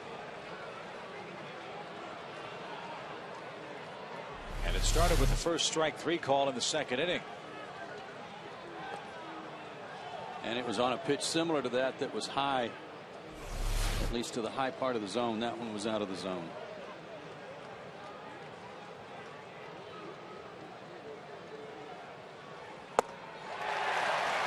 Pagan is down on strikes. So for the moment, the Giants' troubles with runners in scoring position continue. 2 down, runner at second. And San Fran will go to the bench, it appears. Well, that required a great deal of discipline on the part of Pagan, who has struck out 3 times today.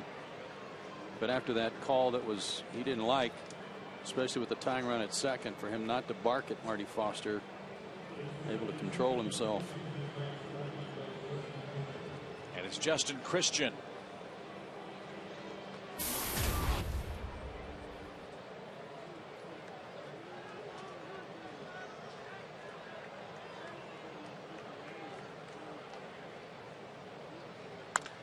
He swings the first pitch. He hits this one to right, and Hayward's got it. O'Flaherty gives up a double to the first man he faces, but the Giants cannot tie the game. Tim Hudson's in line to win it. 3-2 is your score, last of the Atlanta 8th.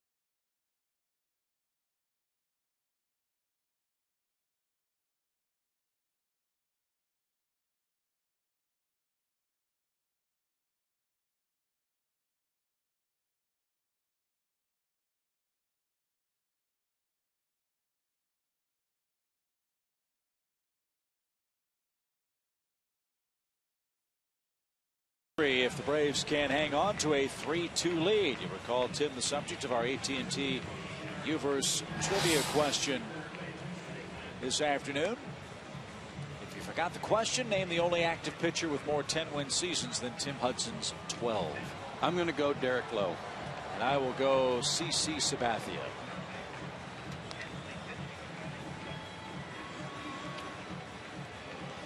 You know,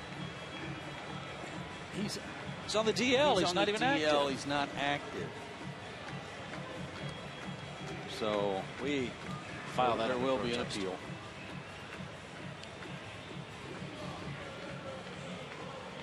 See, my flashcards only deal with current players on active 25-man rosters, not counting the disabled list, correct? That's correct.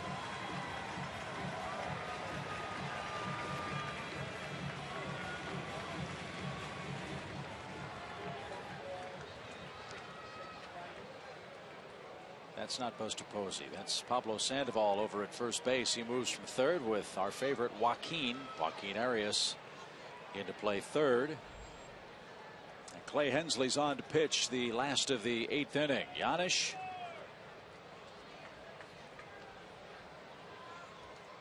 Then the pitcher spot. And then Michael Bourne. And look who's grabbed a bat for the Braves.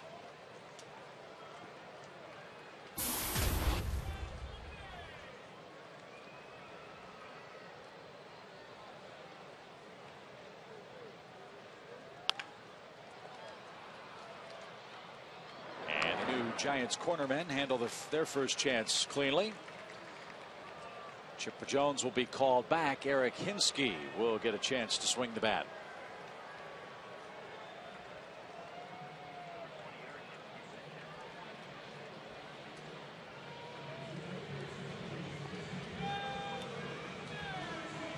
There's Hensley's body of work. He did not pitch last night, but he did pitch in game 1. Pitched the 9th inning, gave up a hit and a hit batsman, but able to get through the inning when he had a 9-0 lead.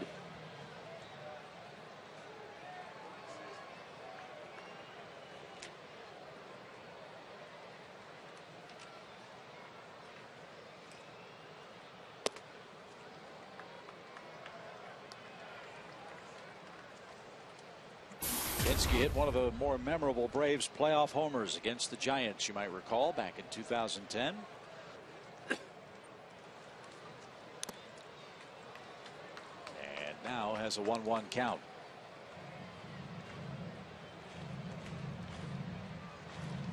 Yeah, I think that home run swing is part of our opening video to every Braves broadcast.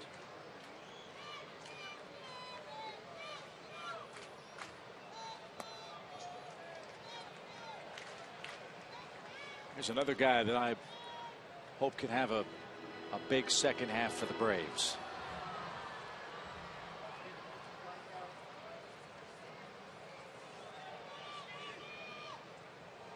Eric, 4 for 30 this year as a pinch hitter. And this one popped up. And that's the second out. We go back to the top and Michael Bourne. All season long, Braves baseball on Sports South is being presented by Academy Sports and Outdoors. The right stuff, the low price, every day.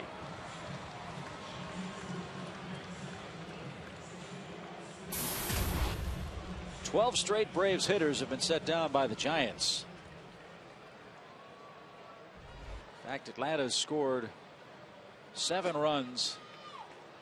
6 of the runs have come via 5 homers for the Braves against this Giants pitching staff. Well, the last 2 games are exactly what these 2 teams did against each other last year. I know the Braves won 6 out of 7, but with the exception, I think, of 2, all the games were decided by 3 runs or less. Closely contested. I will never forget, thinking back to 2010, what the San Francisco Giants did after they eliminated the Braves in the playoffs.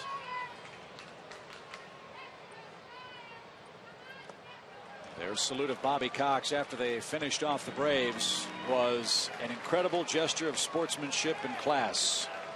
And that's something you always expect out of Bruce Bochy's ball club. 3-2, Kimbrel time in Atlanta.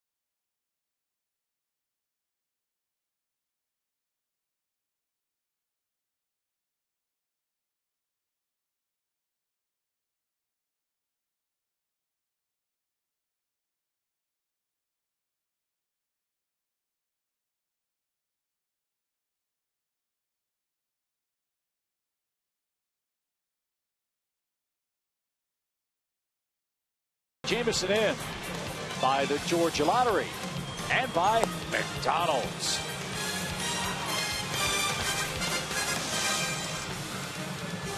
Three-two's your score as we go to the top of the 9th inning. It's Kimbrel time. Craig answers the AT&T call to the bullpen, trying to save it for Tim Hudson. He worked the 9th inning last night, gave up a hit to Buster Posey, but then got a double play and a ground out. It was the first inning in 19 outings that he didn't strike out a batter. But he's had good numbers against the Giants in his career. 3 for 3 in saves against him in 5 appearances. He's got Burris, he's got Arias, and he's got Blanco scheduled in the 9th. Strike one.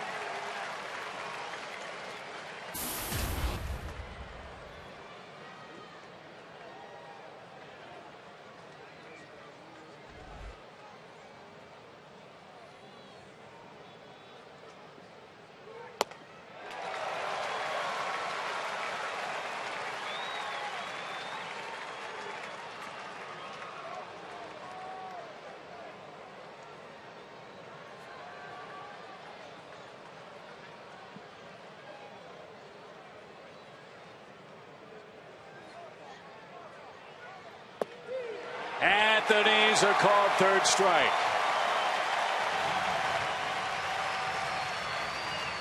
Back on track. And Arias won't hit. Nate Schierholtz will.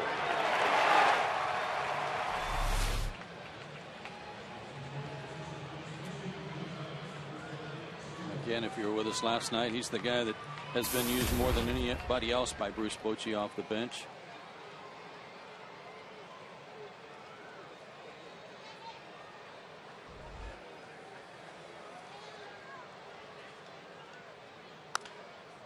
Fly ball foul and out of play. Like any good player, you want to play a lot. And Schierholtz has been a little disappointed with his lack of playing time, but with all the hits racked up by this Giants outfield, there's really no place for him to play every day. So he's been relegated to pinch hit duty for San Francisco. And he's down to his last strike.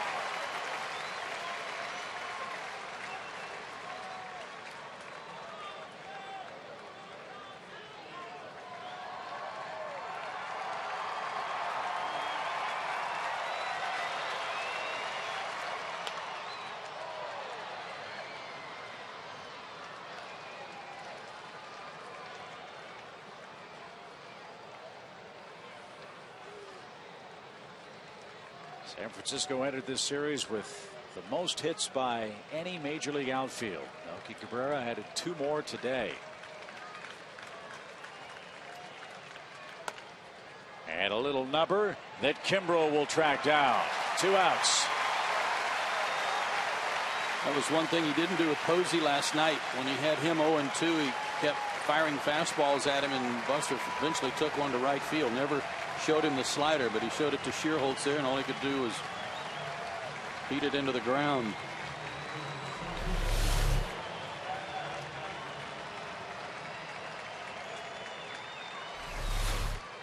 One more out for Tim Hudson's 5th straight against the Giants, dating back to 2006. It'll be the 50th Braves win, and perhaps a game gained in the standings. A bunt try by Blanco. Kimbrel's got it. Fires to first in time. And that is your ball game. The Braves avoid the sweep. They hit 2 solo homers, and they get a great start from Tim Hudson. 3-2 today's final before 29,635 here at Turner Field. And we'll recap it for you after this.